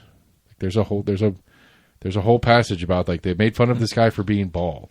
The children teased him for his baldness. It's like it's it's like the weird Latin King James translation of that idea. And so God smote them with a bear. Like stuck a bear on them in the woods and ate and raped and killed these kids because they made fun of the bald prophet. Made fun of me. Will you smite them? Old Testament God was mean, man. Definitely more vengeful. So, like, you turn around, and I will turn you into motherfucking salt. Yeah, woman. Don't do it to the dudes. Just do it to the ladies. So yeah, I don't know. I don't know how we got down that rabbit hole, but I think I can't rationalize why anybody voted for the original voucher bill or the new updated version of it. I don't understand how. I don't understand. I just don't. I've never been able to understand. On face. And you're like, oh, I get more choice. Yes, please. What I mean, but Becky's not that dumb. She's smarter than that. She doesn't think it's actual choice. Right. Yeah, it opens up the door for a possibility of more choice, depending on your situation. I mean, if you're in a city like Knoxville, you have more of a choice you've got more private schools that you could possibly put that voucher towards, but you go to a smaller market, you're lucky if they have one private school. I mean, again, like I think the capitalist in me says there's room for it, and you can make it work if the state will let you exist, and that's the one I want. That's the theory I want to test. And I mean, again, I don't know, like as much as and there is a public good conversation in education. There's a point. There's not. I don't know. Maybe there's not. I don't know. I go back and forth on this. I don't know if it's a public good. I've made that argument before. Having a generation of people raised that aren't idiots, that is a public good. Like, that's truly a public good. I just don't know that the schools, private or public, are doing a very good job of that. You see the Lego memes that are coming out of Iran? Speaking of... I think I saw an article that had mentioned something about it. Sagar, I don't know if Sagar coined the term. The meme game or whatever. I don't know if Sagar coined the term, but I love it. It's slopaganda. So it's kind of making fun of the internet slop, but it's propagandized slop that's coming out of Iran right now. It's pretty funny. Like, it's pretty good. Like, it's AI generated. It's like it's AI generated songs that are AI generated animated. Like, it's an AI animated Lego video to match the song. And it's like drunk Pete Hegseth and making fun of Kash Patel for celebrating with the hockey team, drinking beers and whatever. Like, it's pretty good. Sneak some Epstein jokes in there and stuff like that. Like, I was like, like the problem, like it's not propaganda. I don't know. Like, it resonates. Like, it resonates. Like, they got it on the internet and it's cycled through and gone viral in America. I saw somebody mention one of Trump from like 2 or 3 weeks ago or something that was basically alluding him to being like a small child and to where it had like a go-kart to where you had like a real steering wheel and then like, for like the little kid sitting next to you, there was like a fake steering wheel. It was basically like alluding to Trump. They're like, yeah, we give him this fake steering wheel to play with. To let him think he's playing. Yeah. And it's like, fuck, I don't know. Like, I don't know if it's, I don't even know. It's so weird because I don't even know it's propaganda. Like, I don't even know it's propaganda. I think it's I think it's a bit of propaganda. Did you see Hegseth at the who was it? He had like 2 congressional meetings yesterday and today. Him and Rokana got him going at it. No, it's pretty good. And Hegseth's doing though. We're back in 2003, 2004. If you don't support the war, that means you hate the troops. You're not patriotic. Rokana was like, well, how much is this costing the average American with the inflation and the gas prices and all the stuff that this war is costing? Way less than if we got nuked. Okay. Like and like Hegseth's like, how dare you equivocate this, that, and the other, and like, are you telling me that you don't support our brave troops that are over there doing great work? And I mean, it's straight out of the, like it's straight post 9/11. You know, going into Iraq, going into Afghanistan. You know, like we don't want the smoking gun to be a mushroom cloud. I remember that. I remember seeing that on TV and going like, damn, huh? I don't remember that. That was Colin Powell. Huh? You know, but at least Bush Jr. and Colin Powell and the crew had the decency to lie to us to get us to say okay to going into Iraq. Like Trump didn't bother with that. Like I still like the whole like I'm confused. Like then that's where I'm like this is I think this is one of the things that I'm losing my mind most over right now. Is like there is no Constitution anymore. It doesn't exist. Have you heard the administration's argument against the I guess of asking because you're not supposed to go back 60 days without asking Congress for congressional authorization basically for military combat. What is the excuse? They're now interpreting that whenever we started this ceasefire a couple of weeks ago, that pauses the 60 days. That it pauses, or does it restart it? It pauses it. It doesn't restart it. Correct. Because we ended this conflict. Like I mean, if I was going to play the narrative game, I'd be like, well, we ended that conflict and it wasn't 60 days long. If we start over again, that's a new clock of 60 days. Because it's a new conflict at this point. That would be my argument if I was going to try to play that bullshit. I think it'd still be a continuation. But look, it's an easy answer. If we had any stones amongst, and if we had any stones amongst our Congress people, especially the Republican side of the Congress people, it's just like, okay, don't ask us for permission. Where are you getting the money? We're turning off the tap. You don't get to spend the money anymore. And then have that constitutional crisis where we're having a real battle over Congress refusing to write the checks. Yeah. Because then shit would get real and real fast real.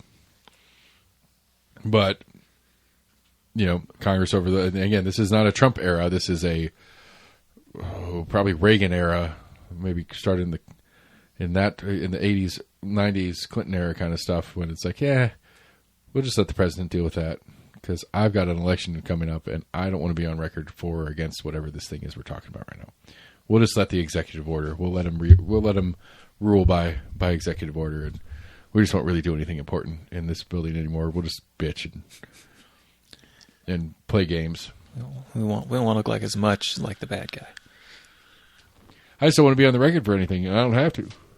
Look, they and I think that's one of the arguments that where philosophically I'm against term limits full stop for any and all positions. The more I think about it, the more I'm like, no, it doesn't make any sense. Philosophically, there should be no term limits for any office. I mean, there are, well, let me rephrase that. There are term limits for every office. It's called an election cycle. And we need to quit being little pussy voters and actually bother paying attention. And if they're doing stuff we don't like, elect somebody different. Like, the power of the incumbency is the problem. And we need to figure out how to overcome that. Generally, we don't, term limits isn't going to fix that. It's just going to get us a short-term cycle of shit and then a new short-term cycle of shit.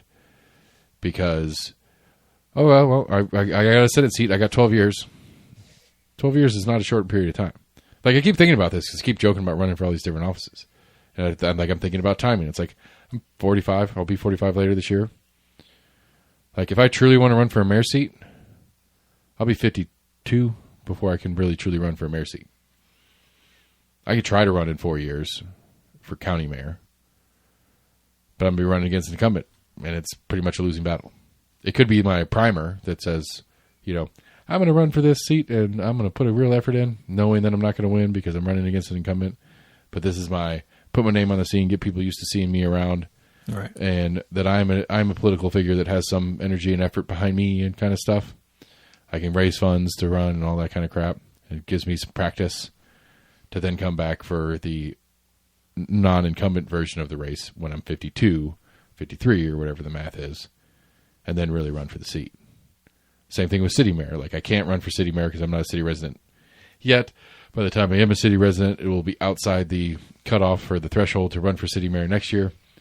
And so then it's like, okay, well, then I'm running into whoever gets elected next year as city mayor.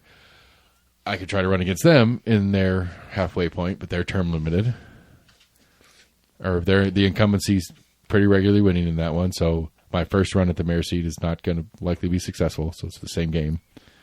Well, I'm just kind of putting my name out there, and maybe next time I'll since I'm not running against incumbent, I'll have a real chance. So it's like, at this point for any seat, like to me, if I'm going to run for any office, it's going to be a county, it's going to be a local executive or a state senate seat. Like I don't want anything else. Nothing else makes sense. Now, I don't know, Becky, I like you, but maybe it's time. I got 2 years to get warmed up, prep things, get things together. 2 years from now, I'll run against Becky. I don't know if Becky's got it in her for another 4-year term, but maybe that's would be a start of it. They're not term limited. I can be state senator for the rest of my life. I can die in office like everybody else does. Yeah. Get that small check and my stipend and my really what I wanted are those plates. I want that state senate plate. Get me doing like 110 down those good flat stretches of 40 on my way to Nashville, doing 100, 110. Highway patrol pulls me over. It's like, what's up? You want to escort me the rest of the way? Let's go. I got places to be. Yeah. How about you drive? I'm just going to sit in the passenger seat. Yeah. Just leave your cruiser here. Somebody will get you back. Don't worry about it. We don't got to use the sirens. Just the lights. Just the lights rule. Yeah, I'm trying to think. I got a little headache, buddy. I don't need that noise. Right. But yeah, I don't know. I'm just like, and then but I guess my point is that we get the government. Like I can't remember who said it. Somebody smart and somebody famous. Like we get the government we deserve, and we deserve this shit because we're not active. We're not engaged. We're all so single focused. Like most, I don't know what percentage. I've seen a couple different versions of the study or of surveys and stuff. That some significant percentage of voters are single issue voters. It's like I'm voting for the candidate that says that he's going to put a stop to abortion. Right. Don't care. I don't care if he's going to enslave Mexican kids and put them in work camps to pick our strawberries. As long as he promises he's going to do everything he can to keep abortion from being legal, that's my guy. Oh, very well, then I guess the rest of it doesn't matter. And I don't know how to fix that. Because it's like one of those things, like, it's the same thing with Briggs. Like, I don't like Briggs on a lot of things. I disagree with Briggs on a lot of things. He voted against the voucher bill. Got to give him credit where credit's due. I like that one. Yeah. I agree with him on that one. There's some other things that he's done that I agree with. And it's like, how do we palletize that, to a population to be like, look, you're not going to get perfect. But it can't be one. You've got to have more than one thing. You've got to have a list of 10 or 15 things that are important to you, and then you got to prioritize them and then find the candidate that lines up best with those. It can't just be abortion. Again, I think it was, I know I've told the story a couple times in there. I think it was Jennifer Owens was in here and we were talking about it. She's running for school board, and she's out doing door knocking, and introducing herself to her neighbors, saying hey, I'm running for school board. My name's Jennifer. Are there any things going on in Knox County schools that concern you that maybe we could look into? Here's some things that I think about stuff. And people would, more than one person, she said, had asked her, well, what's your stance on abortion? And her answer was, I don't think we should have them in schools. Great answer. Hilarious. Right. But it's like literally that person, whomever it was, maybe a fine and plenty reasonably intelligent person who has no idea what any of this thing is and what's going on. And I think about it a lot because, you and I didn't know any of this stuff until 5 years ago when we started doing this. Yeah. Nobody knows how this stuff works on any level, let alone specifically the local level. I think it's crazy that the amount of money that these mayor's races are. I mean, I think combined between the three Republican candidates, they're tickling $1 million in fundraising and spending. And we're only on the primary. Now, it's not going to be a competitive general, more probably. So there's not going to be a lot of spending after next week, or after this weekend, basically. But it's still $1 million? We're talking about $1 million to run for a county of 500,000 people? It's $2 a resident? I guess it's not that much if you put it in that perspective, but still, it's what does it take? What do you need $1 million for? Yeah. What is that? what is that doing? Like, what are we talking about?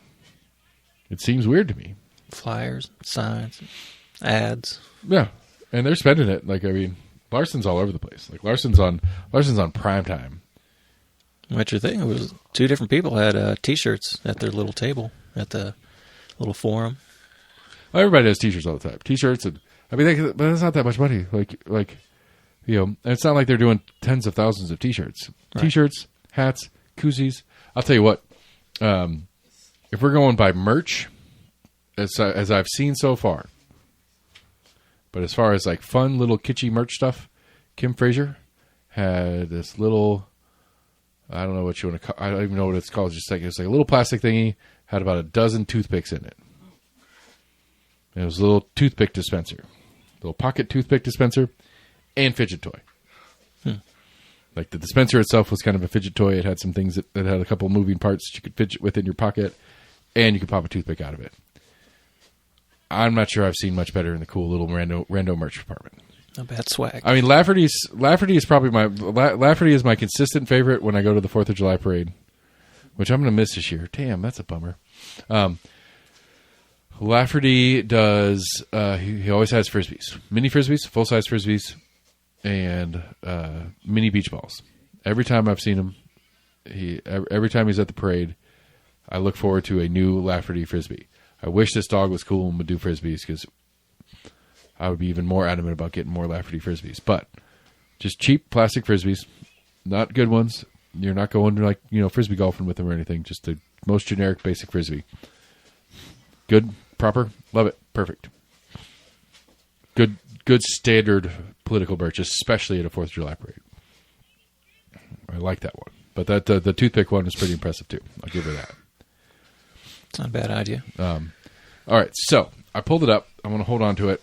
And I got the Republican primary because there's only one Democrat primary. Anyway, I can pull it up too. I don't know. The only competitive race in the Democratic side of the ticket is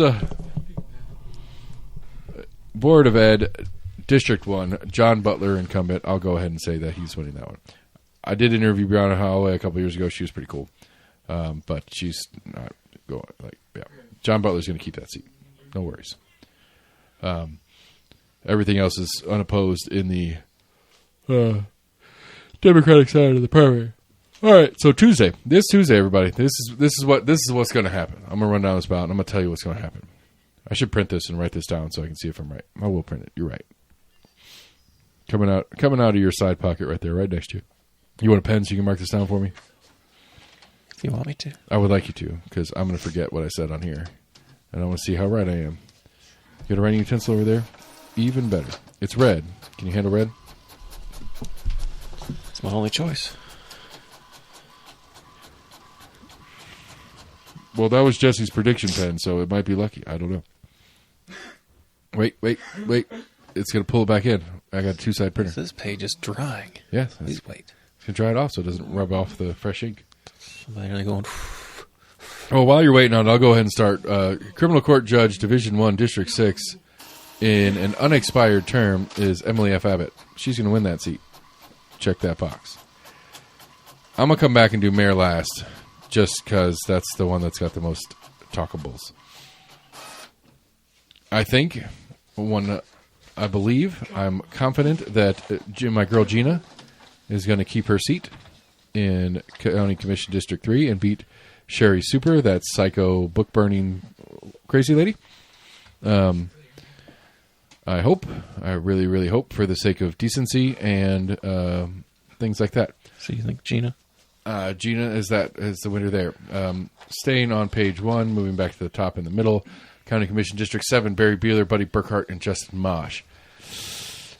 District 7, Buddy is the former chair of the party. I am leaning. Okay, so you can put a star on Justin. That's who I'd like to win because he's not old and gross. But I think Barry's going to take that. Barry Beeler is the winner. Justin's my hope. I'll be happy if Justin pulls that off. All right, at large, countywide, District 10, countywide, Justin Kofer, Kimberly Glenn, and Ronnie Rochelle. Ronnie Rochelle's off. I don't know. I'm scared Kimberly might win this seat. But I think Justin's going to win the seat, and I hope he does. Well, I hope anybody with Kim, I hate Kimberly Glenn. We've talked about this. Garrett Holt and Liz Tombras in seat 11. I think Garrett's going to win that seat. Ran into Garrett earlier this week, running down my street with his dog, and we stopped and chatted a little bit. And talked about some different parts and pieces of the thing. Garrett has come around. I think same, not dissimilar to Gina Oster. Like when we met Gina first time we talked to her on the show, when we sat in on that thing, Gina was a harder right. She was on team I don't know if she was an Eric Wader candidate, but she was definitely on that subset of the party, and she has moderated towards the center in her time in commission. Garrett Holt has not been on elected seat yet, but he started as an Eric candidate, and he has left that camp and is distancing himself as a much more moderate, reasonable. He is promoting the no tax argument in his campaigning, which does not please me because I think that is a illogical choice. But he is making the play towards that. But I think he beats Liz in that race. Moving back up to the top on the third column, Biggs, Hawkins, McBride, and the trustee. I know who's not winning, and that's Biggs.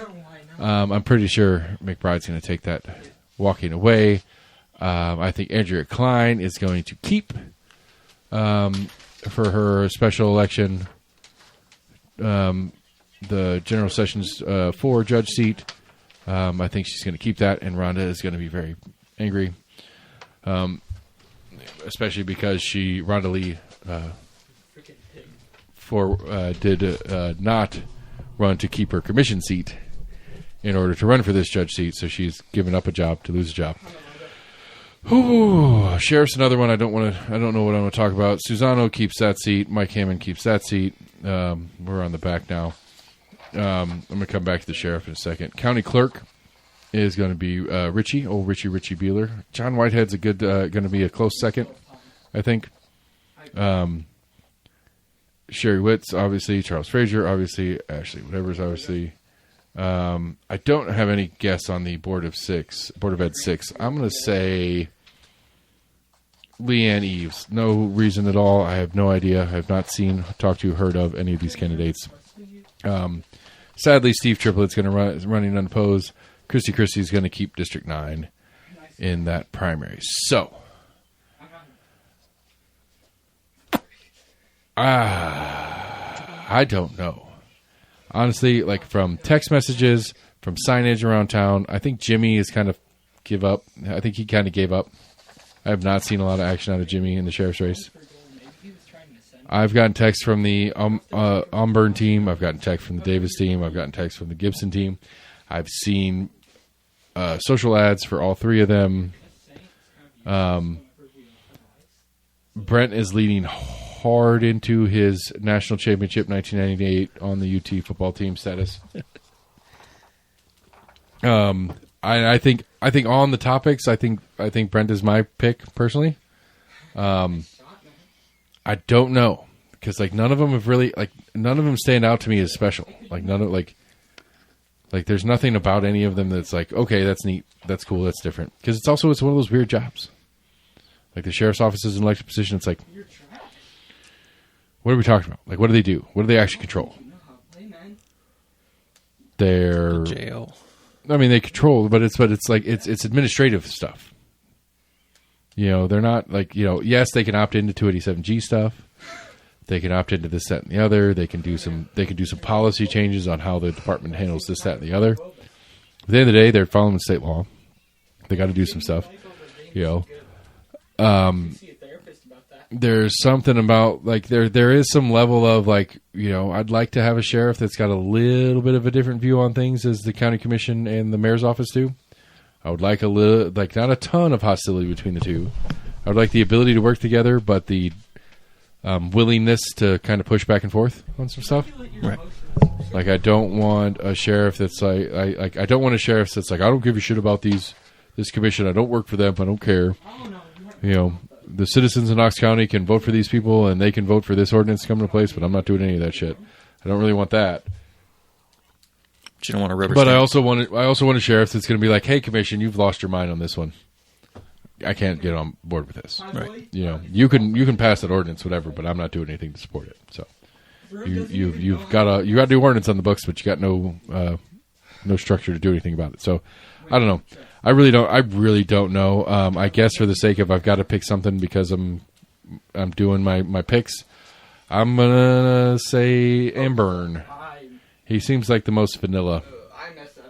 Mike Davis seems like the grossest. He's the far right guy. I think Brent Gibson. I don't know. He's a stupid offensive lineman.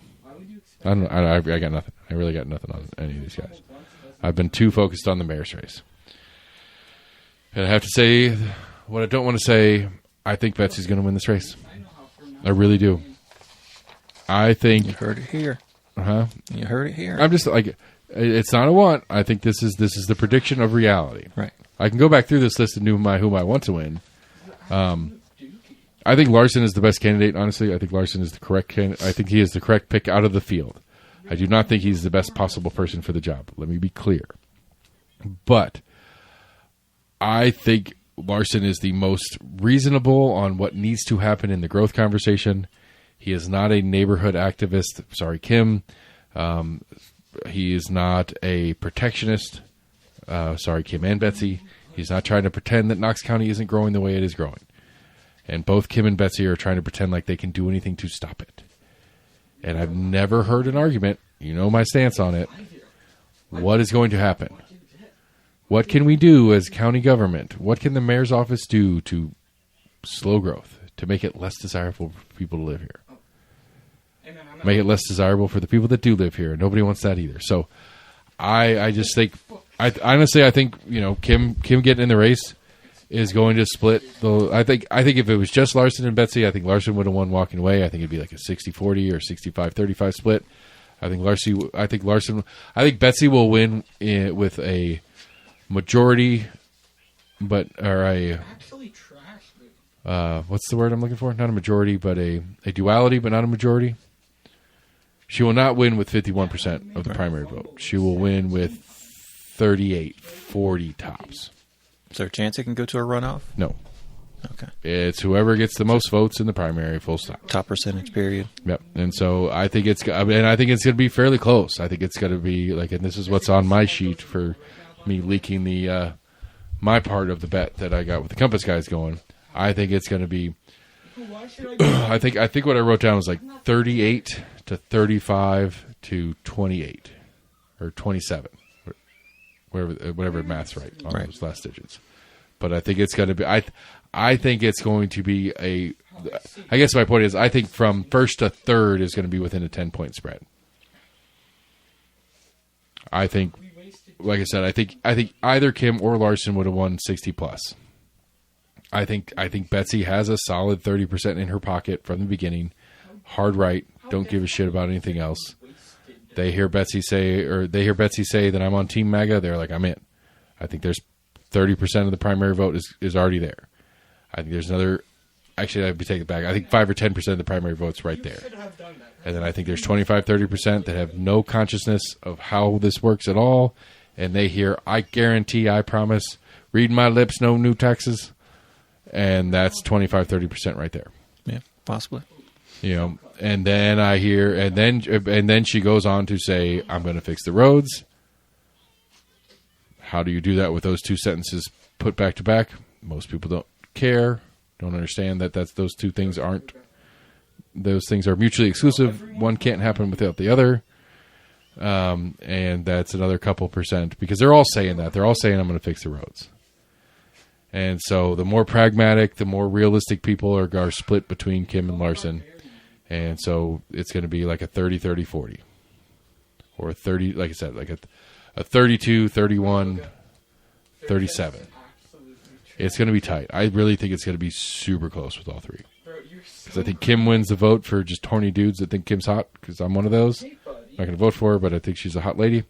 I think she's attractive. I think she's smart. I think she sells well. Like realistically, more on the policy side, not just being a perv, but more on the policy side. Like I think I think her community, like her consistent, constant, well-known advocacy for neighborhood protections.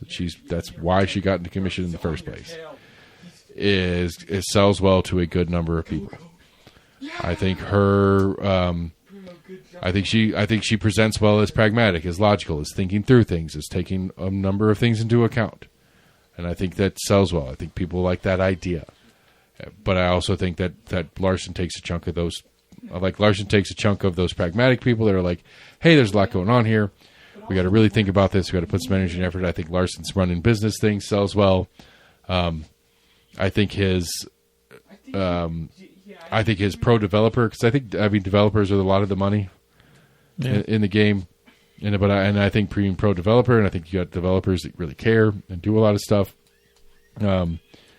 And honestly, developers are interesting characters in it because they're very often very active financially in campaigns, but they are so because they want these things. They want to get these nods and these variance adjustments and stuff like that, and they're trying to buy their way in and stuff. But at the same time, it's like we've got to have developers. There was a story that came out this week that apparently. I'm trying to remember which one of the developments that got a pilot that was supposed to be doing apartments has changed their plan to sell them as condos because some report came out that said we have too many apartments in Knox County, which is half true. We have too many apartments. We have too many luxury apartments available in Knox County. Yeah. And so the developer got the pilot on the assumption that they were doing apartments and some of them are going to be affordable and blah, blah, blah. And so the complaint from the article was basically, it's like, wait a minute, you took a tax break to build this thing on the promise you were making apartments, and now you're changing it to condos, and you have foregone your tax, and that was one of the things that was interesting, is that when they made the announcement they were going to change these to, where we've decided to move these from apartments to condos, and we're not going to accept the pilot program. And the writer of the article was basically like, well, I don't care if you are going to accept the pilot program or not. You got the pilot program on a promise. And that helped you get the financing to get through it, and it was a bait and switch, which at some level is true. But tax-wise, it's actually better for us as a community. Because it's a bait and switch that they did on the banks more than they did it to us as a community. Yeah. Because they needed that pilot to secure the financing. And once they secured the financing, they changed the rules, and then they're not eligible for the pilot anymore. But they already got their financing, so everything's cool.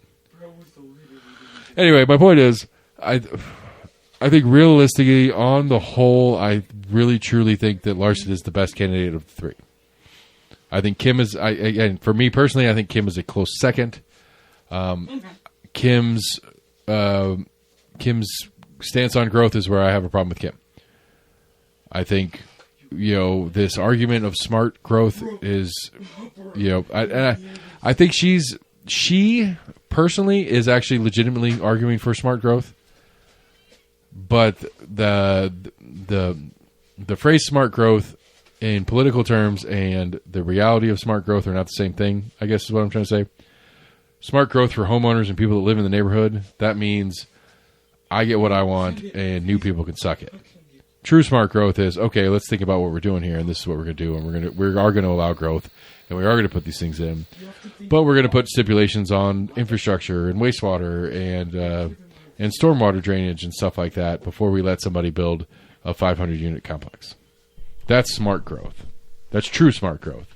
But rhetorically in politics, smart growth is not me. Smart growth is NIMBY in politics.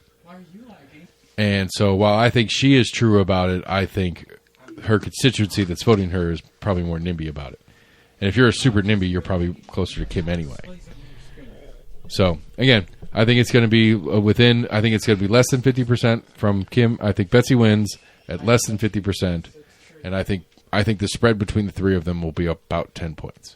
I think it's literally going to be like 40-30-30. Yeah. Or 39-31-30 or something like that. It's going to be very close between the three of them. And we as a county lose for that. Because realistically, I mean, realistically, if it was a rank, like, I would 100% would argue to death that if this was a rank choice version, if we did this in rank choice, I think Betsy loses. I guarantee Betsy loses. Like, if this is ranked choice, 60+% of the population is going to be 1-2 Kim Larson or Larson Kim. Yeah, probably. I think if this is ranked choice, again, if this is ranked choice, my 40-30-30 is correct.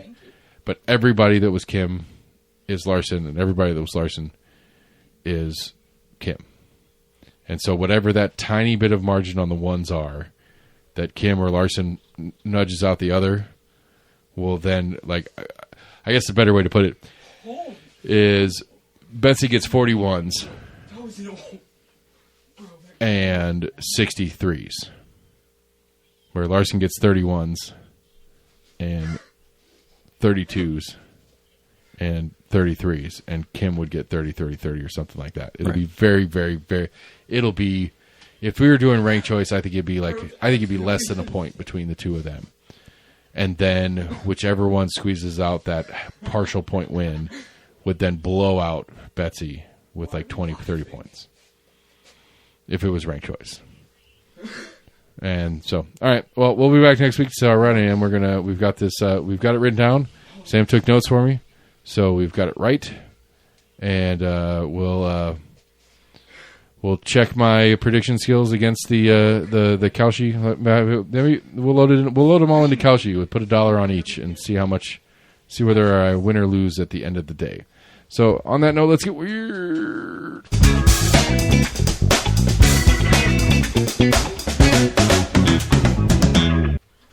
All right, let's see here. Here's a really weird one. Weird? Yeah. Good for you. But did you notice that for over half the game, y'all didn't have a What? Say the thing. Got a French team charged in Singapore over a vending machine straw leaking video. A French team charged in Singapore for filleting a straw and putting it on video. So that's what it sounds like. I mean, I'm guessing that's where we're going with this. Got a little aggressive with how much he was loving whatever drink was in his straw. Facing mischief and public nuisance charges. Listen, this is the Philippines. There ain't nothing weird about the Philippines. Wasn't like we were in high school when the caning thing happened, right? Yeah, I think so. And that was the Philippines, right? It's Singapore. Okay, whatever. They're all the same, right? Yeah, sure. It's one of those islands. They're not their own sovereign nations down there. So some of those islands over there. Look, do you think they know the difference in a Tennessean and a Texan? You're talking about different things. They're different countries. And you're talking about. Do you think they know the different difference in a Canadian and American? What you talking about? Probably they could probably differentiate us more than we can differentiate them. I doubt it. I truly doubt it. I really do. Like, I think, and I don't think it's racist. I think the reality of it is the way the human brain works. Well, no, I think they could throw more like generalities, and then like, oh, Canada, probably snow, hockey, maybe America, that. But as far as seeing movies, a guy like fireworks, whatever. But we're like, oh, Singapore, like, guys like rice, don't you? Yes, you're right. Look, like so, like we're Jesse's arts and culture this week was on. There's like a Hispanic Latino music festival in San Antonio this weekend, and it's like or next weekend on the 9th or the 8th rather, and like apparently like it's there's a Mexican. It's basically a Mexican version of gangster rap, same time period. Like, when we were going through gangster rap and the government was freaking out and there was a bunch of people going out there, Tipper Gore was doing her whole thing and all that kind of shit. In Mexico, there was something similar, and in a whole subgenre of Mexican music, there was, like, their Banditos thing where it's, like, you know, guys that were singing about, like, cartel life and drug running and all the kind of stuff like that. Like, so it was, like, one of those, like, oh, you're romanticizing these evils and stuff like that. Right. And so anyway, this festival features like apparently some like legends, like their version of Dr. Dre for subset of music, and he touches on like the Progressive South. Check it out. I produced that show. Find it on your favorite podcast provider. And so, like, he's introducing it, and he's talking about it a little bit, and he talks about a little bit of the history of where, like, this, what we consider, like, traditional Mexican music, like, the polka influences, like, polka being a weird, like, if you think about it for a second, polka being a big part of, like, you think Mexican music, and it's like, it's like, that's polka. That's, like, straight up Austrian, you know, Middle Eastern European stuff going on. And like he talks a little bit about the reference on that, and like after the show, after he did his bit, and we finished the show, and I was like, this might sound a little racist, but like it all sounds the same to me. Like the guys that were when we were building the house out here, and the guys who were working on the crew that was doing the foundation and the framing of the house. It was a bunch. It was like I think I talked to the foreman who was from Mexico. He's like, I got one Mexican guy, 2 Hondurans, and a Guatemalan that's on his crew. And as far as he knows, or as far as he was willing to tell me, because I was dumb enough to say it out loud and ask him, they're all legal. Regardless, they're out there and they've got their radio on, and it's like it's like it all sounds the same to me. And it's like, but it's not. It's absolutely not. It's completely different. It's just like, where I think if you flipped it over and you went to a job site with a bunch of white dudes and they're playing like, late 90s alt rock and asked the Mexican guy that walks up the job site, he's going to be like, it all sounds the same to me. Right. I think it's just one of those, it's like, you have a familiarity within it and you can spot the differences. But if you don't have the familiarity within it, it's all kind of, I mean, that's why it's a genre, because it's within some window. Like there's a window there. There's a box around it. It's not an exact perfect box, but there is a shape that's kind of containing it. And if you're not well versed on it, well, that shape all sounds kind of more or less the same, and or looks the same, and or whatever. It's not racist. It's just familiarity. Okay. That was a long way for me to justify me confusing, not knowing the difference in the Philippines and Singapore. No. I just some island nation down there. You got one more weird, or are you done with that? Let's see if there was another good one. I don't even remember what the story was. So he got in trouble for filleting a straw. Yeah, we never really got to what exactly. Is he going to get caned? Let's see here. He posted a video of himself on social media licking a straw from an orange juice vending machine and then putting it back. Oh, that's gross. Okay. Yeah, good. He should get caned. That's gross. Don't be gross. Somebody else is going to use that straw because they didn't know you just blew all over it. I'm trying to remember what that guy got caned for. I want to say it was like theft. That was weed. What was that? I can't remember exactly. Yeah. Because I know one of those nations. I think it's the Philippines is like super hardcore. Yeah. On narcotics, on what we consider narcotics or whatever. Right. And that whole international incident was fun and weird on. Anyway.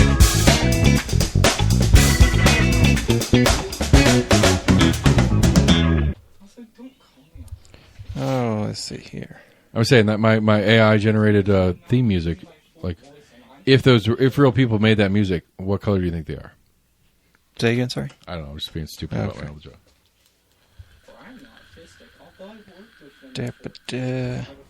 Dippa.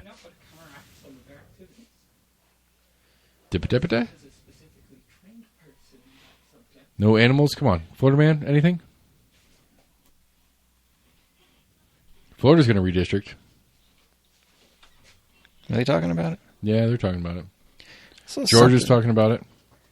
I saw some little clip that it was DeSantis mocking some other kind of famous person. Don't remember what it was about, though. What was it? Is it bad that, like, the first, like, dozen times I heard his name, I thought it was a woman? I thought it was Rhonda. It was Miss Rhonda Santis. Right. Oh, hello, Miss Santis. You're talking about my wife. Miss DeSantis. This entire game isn't a warm-up. Oh, anyway, all right. You got one more or not? Yeah, not a really good one. Nothing really good. You got anything else before we go? Hallelujah. Next weekend, everybody. There was another local story, I guess. Tennessee Theater just finished up some renovations. I didn't realize they were in the middle of the neighborhoods. Yeah. Again, I don't like it. You know why I don't like it? They don't pay taxes. Fuck them. How do they not? I say that as I finish working out my nonprofit. I don't pay certain taxes anymore on certain things. Not me personally. My subset business thing. But it's for communal good. Come out and enjoy. don't think I know anything else local. I mean, that was the big stuff. I mean, the Courtney story is the big story. Like it Right. it's made some statewide, and I think it made national news. Really? Yeah, which is probably why she doesn't have time to talk to me. So Very possible. I get it. But I did text her and her husband and said, "Hey, stay strong." Hey, man. I think I saw something. Emerald Youth agreed to Yeah, they buy bought a property in East Knoxville. Yeah, they bought a shopping center that they're going to do what they were going to do over in Chilhowie anyway. Yeah. So that was kind of a known, but not official known, like whatever. But it's a private sale, so it doesn't really matter. It's nobody's, like, as far as government and politics go, it's nobody's business. Right. So, all right, let's show people who do it. Yeah, so anyway, Holaroo. It's kind of a big deal, for me at least. If you want to see me in full psychotic panic mode, running around like a chicken with my head cut off,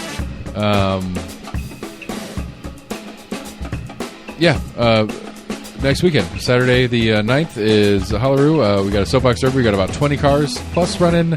Got a marching band. We've got a bunch of real bands. We've got like 30 or 40 vendors in our vendor zone.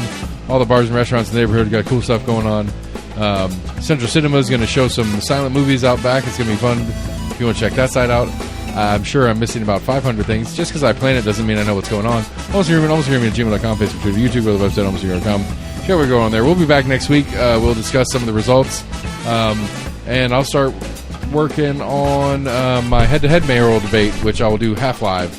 Not in the same way we're doing it here, but whomever wins, hopefully I'm wrong and it's not Betsy, but it'll be Betsy versus Bo or somebody else versus Bo, and I'll have them do a head-to-head, and we'll talk about stuff then, and we'll see you guys later. Bye.